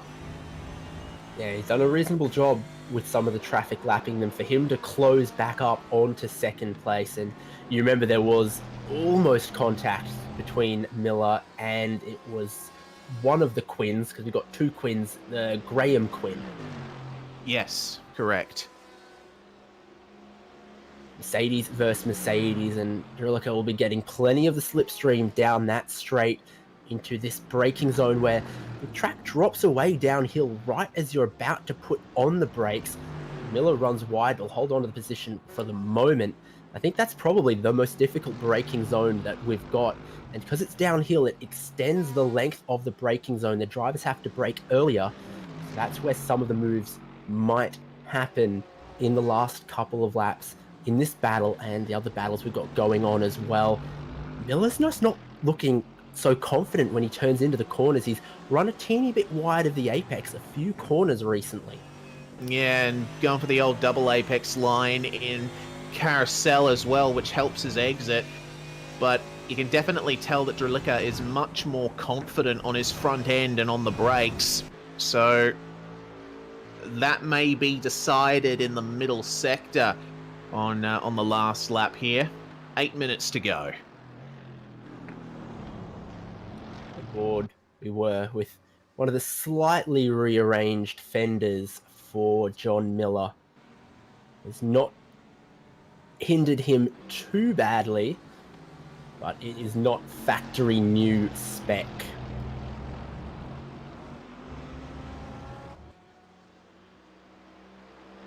And we've seen this a few times, what John Miller is doing this time. Out of the final corner up the hill, going towards the right-hand side of the circuit. Not been successful in breaking the slipstream, but just weaving his way over there to let the car behind know that he'll defend into turn one if necessary. And he draws the opponent across as well. It's a different racing line when they're so close in the slipstream, and maybe he's worried that the chasing car was going to get close enough to have a move into turn one, just covering it off early. In the end, he was able to go back across to the regular racing line. We definitely saw that in some of the GTLM battles as well earlier.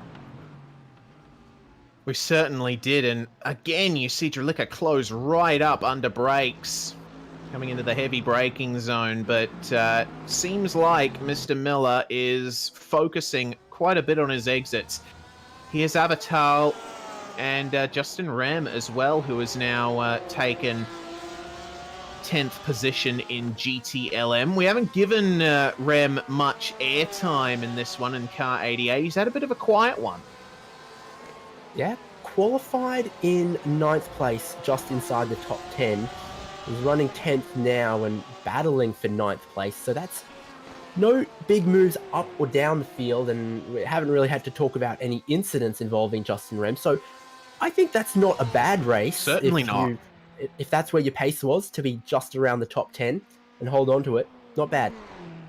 For sure. This guy, on the other hand, has had absolutely everything go right for him. Tyson Meyer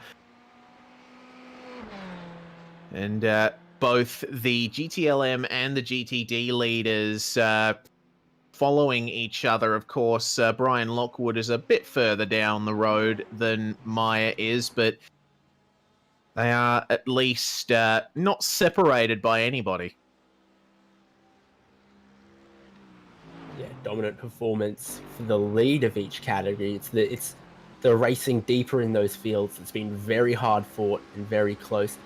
Miller, a little bit more gap than he had before. Did not have to defend whatsoever into turn one this time. So clearly that Sailor's car has lost a little bit of time somewhere along on the previous lap. Look at this. How deep on the brakes did Browning go? I think he's gotten away with it, but trying to get past Andrew Taylor, I think, is what the move he was doing. And then he's gone so deep into the corner. Yeah, certainly. And sometimes that's what you got to do to protect a position. Just brake a little later than you think you need to and push the car as much as you can around the outside line. So Olivier and Johansson still together. And Harris is starting to close up on these guys as well. On Andrew Caron. 7/10 this lap so far. Karen, you can see, is dealing with some GTD traffic, so the battle for second definitely still on here. Yeah, Harris has obviously been very, very quick. You can't qualify it on pole and not have, you know, some idea on how to drive this car quick over one lap. It's putting the whole race together, and the negotiations with traffic, it's been a bit of a tougher problem for him. It has no worries whatsoever with Andrew Taylor there, who pulls offline and lets him right on through. When Harris puts his head down, it's quick, but the consistency and the other little things needed over the 90-minute race has been his downfall. So he's trying to close in on Andrew Karen. Absolutely has the car underneath him to be able to do that. You can see he's gone and lost a tenth or so by running wide out of the final corner. That compromised his run. And he'll quickly run out of time though, because 3 minutes 40 left on that clock. It's going to be the white flag for your GTLM class and your leader there quite soon. So if he's going to make a move, he's going to have to close up quickly. He's going to have to get the move done quick, or be within striking distance on that final lap. 90 minutes has flown by. Absolutely has. Feels like just a few moments ago we were calling the green flag. Olivier and Johansson still together, and you can see the draft that Enzo has. Moving around a little bit, as you said before, David, taking up real estate. BMW versus BMW through the middle sector. How is this going to go? You can see that that Johansson, he's pushing the car, throwing it into those corners. Meanwhile, Olivier just focusing on what's ahead of him here. You know, I think Johansson has a pretty good shot at this, actually, because when they were battling earlier and the traffic would fall not in the favor of Johansson, it cost him, you know, seconds or so to Olivier, and then he'd catch all of it back up, and then it happened again, and then he'd catch it up again. He's there. I reckon he has the pace. He just hasn't had the opportunity to make the move, and you need a little bit more overspeed to try and get that move done, because Olivier has obviously been very good at defending it, weaving down some of the straights to try and break the slipstream. It's been tough to pass, hasn't put a foot wrong. Lockwood in the pits! Oh my goodness! Okay. This may change a couple of things. Well, Can John Miller retake the lead of GTD in the dying minutes? This is clearly going to be the tiniest of splashes for Brian Lockwood. John Miller had 21 seconds of fuel at the first pit stop. Lockwood, an 18-second stop. He must have thought he was going to go another further lap down to your GTLM leader. That hasn't transpired, so that was just 4 seconds of fuel, but it's the pit lane time that's cost him. His lead was quite significant. Lockwood remains in the lead, but clearly a misjudgment on the fuel, 1 lap short, and he hasn't maybe gone an extra lap down on Tyson Meyer that he thought he was going to, so he's needed just a little bit more fuel. Well, it's a bit of a scare, but it's ended up working out well for him in the end, and this is going to be the last lap for our 5th and 6th place guys too. An update on John Ulmer. He retired from the race a few laps ago after I noticed a GTD braking on a straight where Ulmer didn't expect him to, so that's resulted in Ulmer retiring from the race. That's why you can't see him anymore. But these two, this is where the battle is at in GTLM. I don't know how much Johansson has left in these tyres. The best he can do is a last gasp maneuver. But here is your race winner, Tyson Meyer, quirkatized. Almost taking the finish. One more lap. My mistake. 20 seconds left on the clock, but this is going to be a very fun lap for him, to be sure. Well, maybe this is it, because it was only 15 seconds or so on the clock when Meyer took that white flag. Maybe his blistering pace has been enough to extend the race 1 lap longer than Brian Lockwood thought it was going to. Yeah, that must be it. I mean, I'm looking at Tyson's lap times over the course of the race, and you know, vast majority of them low 201s, high 2 minutes. So he's certainly gotten the pace down. Okay, so now is the final chance for Enzo Johansson. to make his move on Olivier for the last spot in the top 5. Can he do it? He's close. If he gets a good run out of turn 3, he'll have to take all of the slipstream down that straight underneath the Sargento Cheese Bridge and towards turn 5. Think about this though, we've had 45 laps of racing and there was less than 20 seconds on the clock when Tyson Meyer took the white flag. If Tyson Meyer had been less than half a second per lap slower on average, we would have had one less lap. That's the margins we're dealing with. So Johansson hasn't been close enough into turn 5. He definitely closed up some, but he wasn't close enough out of turn 3, wasn't close enough into turn 5. Now they come through some of the more sweeping corners. You've got the hurry downs here, heads towards the carousel and then towards the kink. I just don't think he's close enough to threaten Olivier this time. Only a couple corners left for Tyson Meyer though. Yeah, it's going to be a grand total of 1 left. And now 0. Tyson Meyer, easy as you like. He has been flawless from the start and just managed this race like a champ. And he will take the win in the first round of the Geodesic Racing GoPro Championship. A fantastic performance from the streamer. And Brian Lockwood looks like he's going to hold on for victory in GTD as well. But how about this guy, Andrew Caron, managing his fuel in the first stint, managed to secure him 2nd place. A fantastic drive for the RSR Esports man. Yeah, he stays out of trouble and stays just ahead of Robert Harris. The pole man ends up finishing 3rd. Reasonable result, but I'm sure he would have been hoping for a bit more. Yeah, you can't help but think Harris will be taking a look at what might have been there. Olivier manages to hold off Johansson, and there is your GTD winner, Brian Lockwood for Racecraft Engineering. Another flawless performance, aside from that quick splash and dash at the end. John Miller, a fantastic drive as well. He started very well and finished in 2nd for his troubles, so good result to come out of round 1. Yeah, no doubt. I'm seeing just a couple more drivers crossing the line. Justin Ram stays ahead of Marcus Deck there, I think. We're going to have a replay of that one. Was there maybe some splutters to the line? And we'll have to wait and see. It was 400ths between them at the line, so looking very close between them. Deck almost getting a top 10 back, but just under half a car length was the gap at the end. Man, what a finish. Indeed, that's what you like to see. Definitely making race control pull out that photo finish. So we'll have a look at the results, I think, then.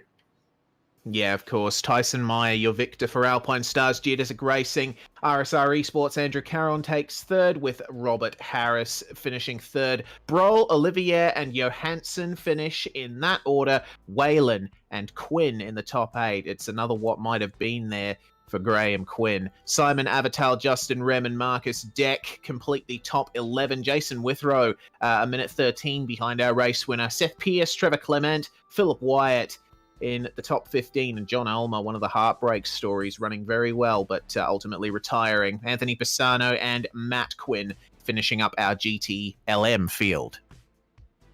Looking at the GTDs, little pit stop problems was not enough to stop Brian Lockwood because he was just too quick out on track, and he wins in his class ahead of John Miller, ahead of the podium completed by Jesper Drilica. 4th place goes Zach Plummer there in the fastest of the Audis.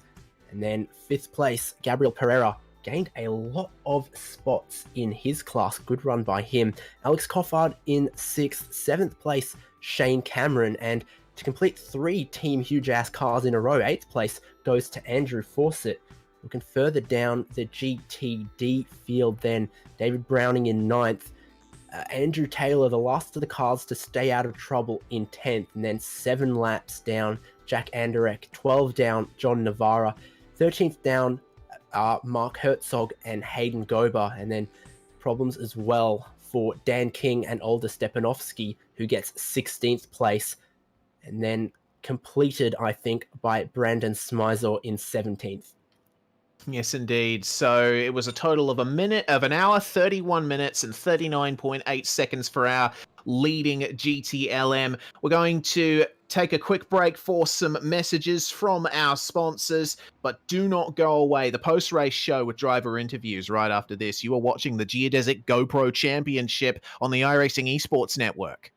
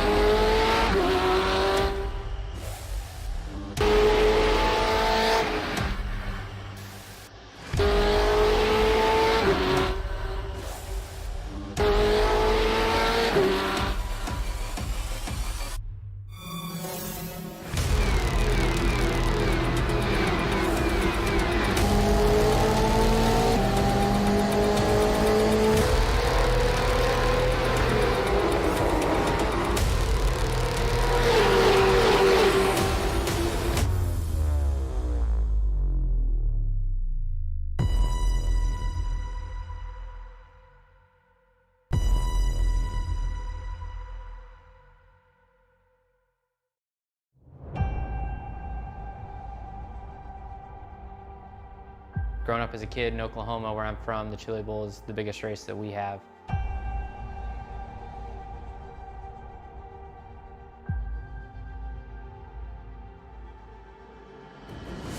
The Chili Bowl has kind of been my favorite race of the year.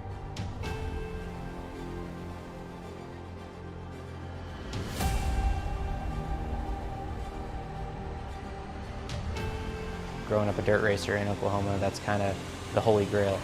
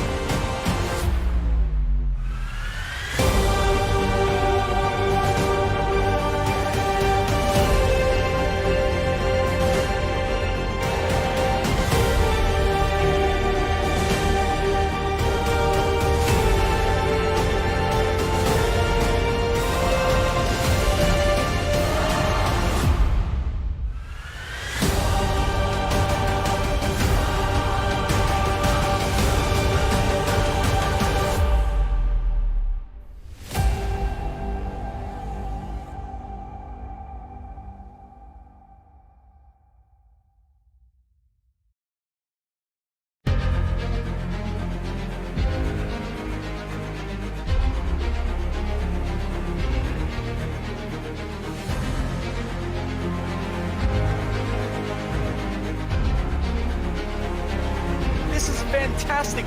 This is GT racing right now. He's got traction. He's got everything outside of both of them. Maloney. Oh, he's taking Anderson. Anderson's up top. Oh my God. Oh, big crash. Oh my goodness. Half the field's going to get rolled. Second very close. These guys are want to make their way through the field very quickly. Oh, there we go. Oh no. That's massive! This is it! This is over! I can't believe this! Oh my god! God, what?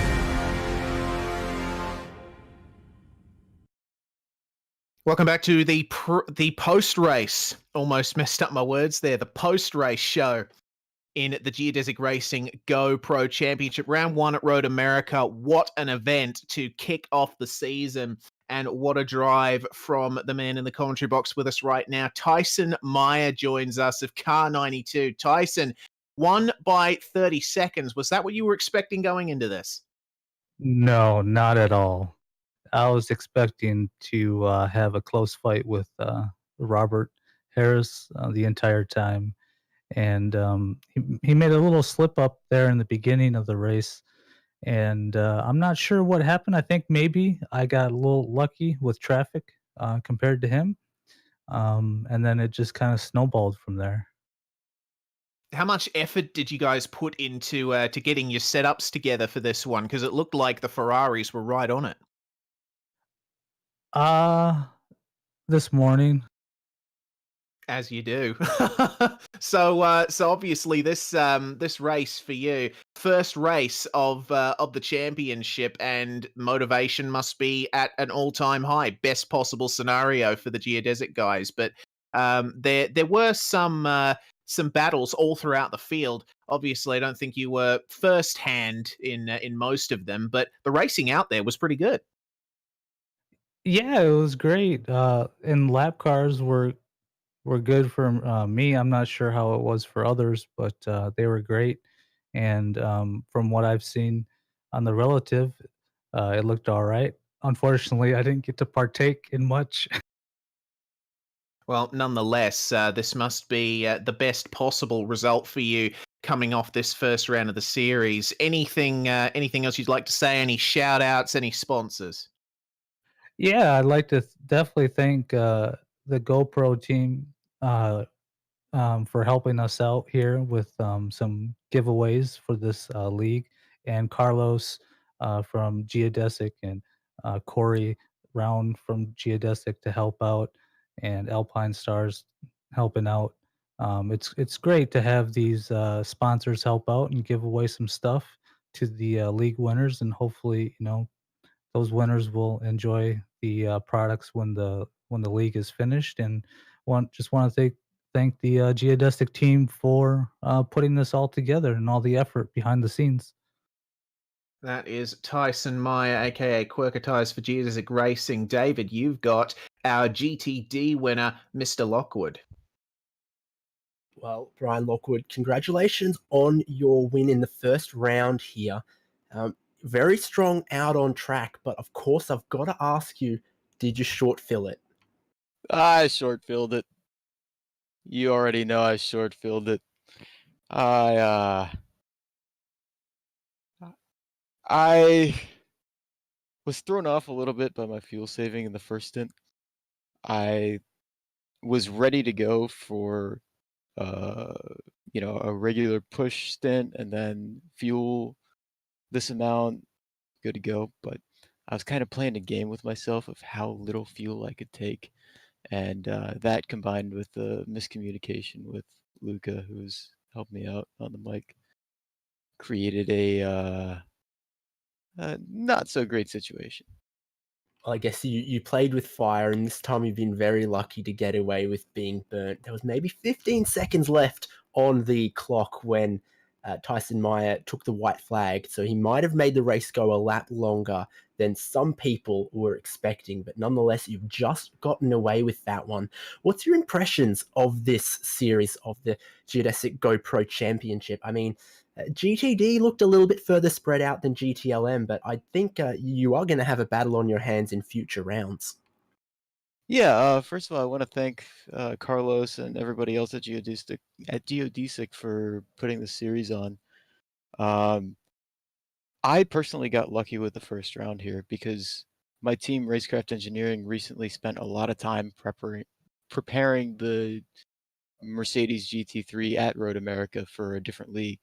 So all I had to do was jump in, do like 3 warm-up laps, and I was good to go. I had it set up. I had all my marks down. So I don't think, I got lucky with this round. I was able to make a big gap. Jesper also had an issue. So I think it's going to be a lot closer moving forward. Well, we've got just the 2 classes in this series, and we found that the GTE and the GT3 cars, they're really not that much different. It's only a couple of seconds per lap, maybe only 2 or 3 in some circumstances. So how did you find the traffic out there? Because there wasn't too many bad interactions between the two classes, but it did look like it caused some anxiety and a few bent panels out there. How was it for you as the class leader? Well, I didn't experience too much of the traffic. The only GTE that passed me on track, I think, was Tyson, who was very respectful, very patient. I did hear there was some chaos further back, though, and I'm very interested to see what all that was about. Well, you'll definitely be able to rewatch all of our coverage on the iRacing Esports Network. It'll be available video on demand if you need. What a horrible plug I've just done there. But yeah, I mean, I guess congratulations on that win in GTD. Made it a little bit too hard for yourself, but you showed some pace. Anyone you'd like to thank, any shout outs you need to give while you're with us here on SimSpeed TV and the iRacing Esports Network? Yeah, shout out to my team, Racecraft Engineering, and Luca Crisafi in particular for helping out, acting as a race engineer this race. And of course, our partner team, the Racing Network, who John Miller's a member of. It's always great to work with them. Glad to have the chance to race with them in this series. Well, thanks so much for speaking with us. So we've got a few other drivers we've got to get to as well, Reese. Who have we got now? We've got our P2 in GTLM. That's Andrew Caron in the commentary box with us. The RSR Esports driver with a fantastic podium finish. Andrew, 5th to 2nd, and it was that fuel saving that you did in the first half of the race that did it. Yeah, I was following Quinn for quite a while, so we battled a bit from at the start of the race, but we had a great fun battling. I don't know if we can see it on the broadcast, but after that, he passed me, and then I just followed him for a good bit, saving fuel. Yeah, we definitely caught some of that on the broadcast, and we were following your race with great interest. Were you driving to specific fuel numbers, or just going for every little bit of lifting off you could? I tried to lift a lot in the braking zone and just brake later, so I can stick with the guy in front and save fuel at the same time. It's all about the draft here at Road America. Well, first round of the series, coming out of this with a podium finish for you. How's your motivation looking for the rest of the season, knowing that this is what you can do? I'm not too sure yet. It's my first league in the GTE, so I'm not sure yet. I think I was pretty lucky to get P2 because I think he had an accident, so I could just pass him without battling. I'm not sure about the next race, but I just did what I had to do. I don't know. Well, you certainly did more than enough, backing up your official IMSA championship divisions in the first couple seasons of this year. Any shout outs and sponsors you'd like to draw attention to? Well, I would like to shout out all my teammates and the RSR team. My boss, Anthony Pisano, I think he had an incident in the race, but I would like also to shout out James Leggett for this awesome paint we have, our new paint we have for all of our car. I would like to shout out to Justin Ray, which was racing in this race, which is a good friend of mine. I think he we like to push each other, and I think that's what makes us better at racing. Certainly, and those are some good-looking machines in the RSR Esports camp. That was Andrew Caron, your second-place finisher. Next up, David, we have our second-place finisher in GTD, John Miller. How's it going, guys? John Miller on the podium in the first round must feel pretty good. Yeah, it did. I actually kind of had limited practice time this week, but the setup was very good, and I got a little bit lucky. I think Jesper had some issues ahead of me. He ran a really good race, and Brian obviously was in a league of his own tonight. But I'm pretty happy with the finish. I think you can be pretty happy with that. It's off to a good start for your season. And we go to some other tracks next. Phillip Island is next, and I think that's quite a different character than Road America. What do you like about Road America, and what will you like or not like about Phillip Island? For me, Road America is not one of my favorite circuits. I think Phillip Island is going to be pretty exciting. I'm not sure if there'll be quite as many passing opportunities, a lot of sweeping curves and so forth. I think with the two classes, I think it'll probably put forth some pretty exciting racing, though, between the two classes. And the 3 cars on the podium in your class, all Mercedes. Is that the strongest car overall, or is there some other tracks that we come to where maybe the strengths of the other models in GT3 might make it a bit tougher for you? Well, I think the Mercedes is probably the most balanced. The Audi is quite honestly probably a little bit quicker. It's just it's more of a pain to drive, to be quite honest. The Mercedes is very balanced. You can push it. It's gonna do well at a lot of different tracks. It's good in the corners, good in the straight. So I think the Mercedes, at least from my viewpoint, is the easy choice. And there's obviously a bit of pit stop strategy in this series with the 90-minute races, everyone needing to take a stop for fuel and no one taking a stop for fuel and tyres, which makes a bit of sense there. But everyone really went as long as they could on the first stint. What would it require for it to maybe work out worthwhile to try and pit earlier to avoid traffic or to make an undercut? Well, I think you just said it there. It really is going to be dependent upon the traffic around you. So if you're a little bit further back in mid pack, maybe, and you may want to try to do an undercut if you see some traffic ahead of you. I mean, for us, where we were running, and obviously Brian was so far ahead, and Jesper was actually quite a bit ahead there for a while. But for me, I saw no reason to pit early. I felt like that would have just put me in traffic, so I just kind of stayed out as long as I could. Awesome. Well, you're off to a good start in this series if you want to be taking home one of those trophies at the end of the championship. Just keep finishing on the podium. Anyone you'd like to thank, any shout outs you need to give while you're on the iRacing Esports Network? Absolutely. I'd like to thank my team, the Racing Network, also Racecraft Engineering, Brian Lockwood and his team. We work pretty closely together, and he's been very beneficial to me, just kind of picking his brain and trying to improve as a sim racer. And also, I want to thank Carlos and everyone for putting on the series. I thought it was an excellent way to open the season. It seemed like it was pretty clean racing, maybe a few incidences, but from what I saw, everyone seemed to be very respectful, and that's kind of what we're looking for in the series. Thank you so much, John Miller. Second place finisher in GTD. And Reese, from GTD, we go back over to GTLM because you've got Robert Harris to speak to. Certainly do, Harris. It was a pole for you, but ultimately, bottom step of the podium, you had a very eventful race to say the least. Yeah.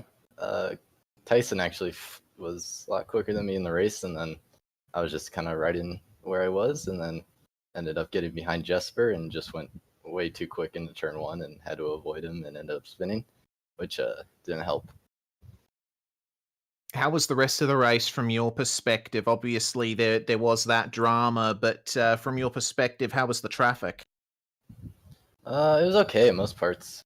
Most traffic was really good, but there was a few situations where it was a little bit sketchy, especially after my spin when us three were battling and we had to manage our way around the GT3 traffic. That's when it got a little hairy. In terms of your pit strategy as well, how did that stack up for you? We noticed a lot of the guys went in at around the same time. Yeah, I just ran until I had minimum fuel and then pitted. It really wasn't that much of a pit strategy.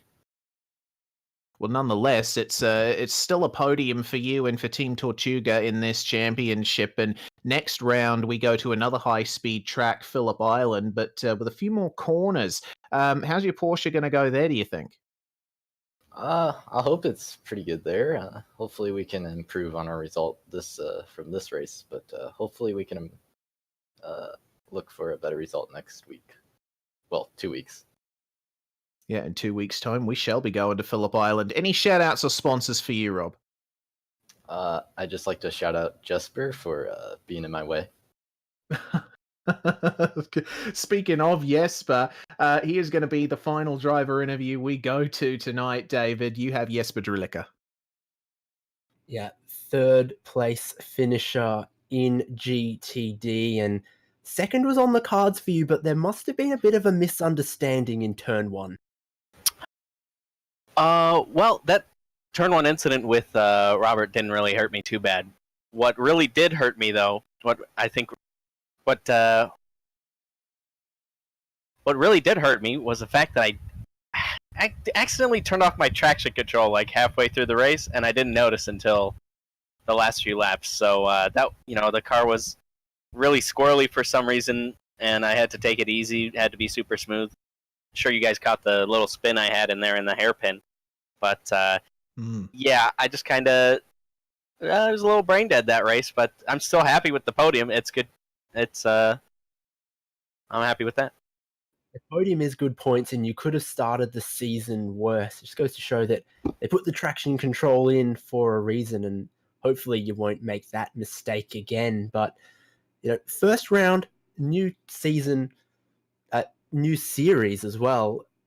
On the podium, can you go better? Well, I mean, Brian's going to be really tough to beat. He's he's much better at setups I am, and he has a lot more experience in Mercedes. But I've got some. I'd say I have some tracks that I like Road Atlanta and Spa. We'll see how it goes from here. I've just got to spend more time on the setup, spend more time practicing, and I'm sure I can match Brian's pace, if not exceed him, if I put in the effort. So we'll have to see. And clearly, for everyone, the only strategy was fuel only, no tires. But at the end of the 90 minutes, are the tires still holding up well, or is there some degree of management to get the best out of them over the full race distance? I think it's pretty much setup based for me, at least. For the most part, I think every race, unless it's blistering hot, unless it's like 50-degree track temp, 90 minutes should be just fine on one set of tires. Well, thanks for that insight. Congrats on that podium, and we'll see you again in 2 weeks, I'm sure. Any shout-outs, any thanks? Well, thanks to you guys for putting on the broadcast. Geodesic putting on a good league. Thanks to everyone that watched my stream at twitch.tv/Jesperoni. Thanks to my mom for giving birth to me. And, yeah, thanks to everyone. There we go. Well, Reese, I'm going to throw it back over to you now. Yes, indeed. And what a note to finish on as well. I really enjoyed this race, David. This is looking like it's going to be a good series. I cannot wait for Phillip Island in 2 weeks' time. Speaking of, it's a really good calendar we got up for this series as well. Yeah, indeed. I mean, they've selected some great tracks, and there's not too many rounds. We go to Phillip Island next, then it's Road Atlanta after that, then Silverstone, the new version, the current layout. That's going to be a treat as well. I'm sure a lot of people are excited for that. Then Spa, you can't go past GT racing at Spa. Watkins Glen, also classic. Imola, and then wrapping it up at Sebring. So plenty of racing ahead in this championship, and it really put it on for the full 90 minutes. 90 minutes, if you had a field that wasn't as competitive as this, could get boring, but it did not. We were on the edge of our seat. Plenty to talk, yell, and scream about the whole time through, and I hope we get exactly the same for the remaining rounds. Yep, certainly, and that should be something we can look forward to. Coming up on SimSpeed TV, it's going to be the last round of AOSC, the Bathurst 650, so if you want to catch some Australian touring car racing at Bathurst this time tonight, if you're in Australia, probably tomorrow morning if you're in other parts of the world, then be sure to check us out. Thanks everyone for watching all over the world. Thanks for tuning in on the iRacing Esports Network. We want to thank Geodesic Racing for putting on the series. We also want to thank GoPro and Alpine Stars for sponsoring the prizes, and of course building optimization systems for the replays. This was the Geodesic Racing GoPro Championship, round 1 at Road America. Maya and Lockwood, your winners in both classes. From us at SimSpeed TV, it's bye for now. Have a good one.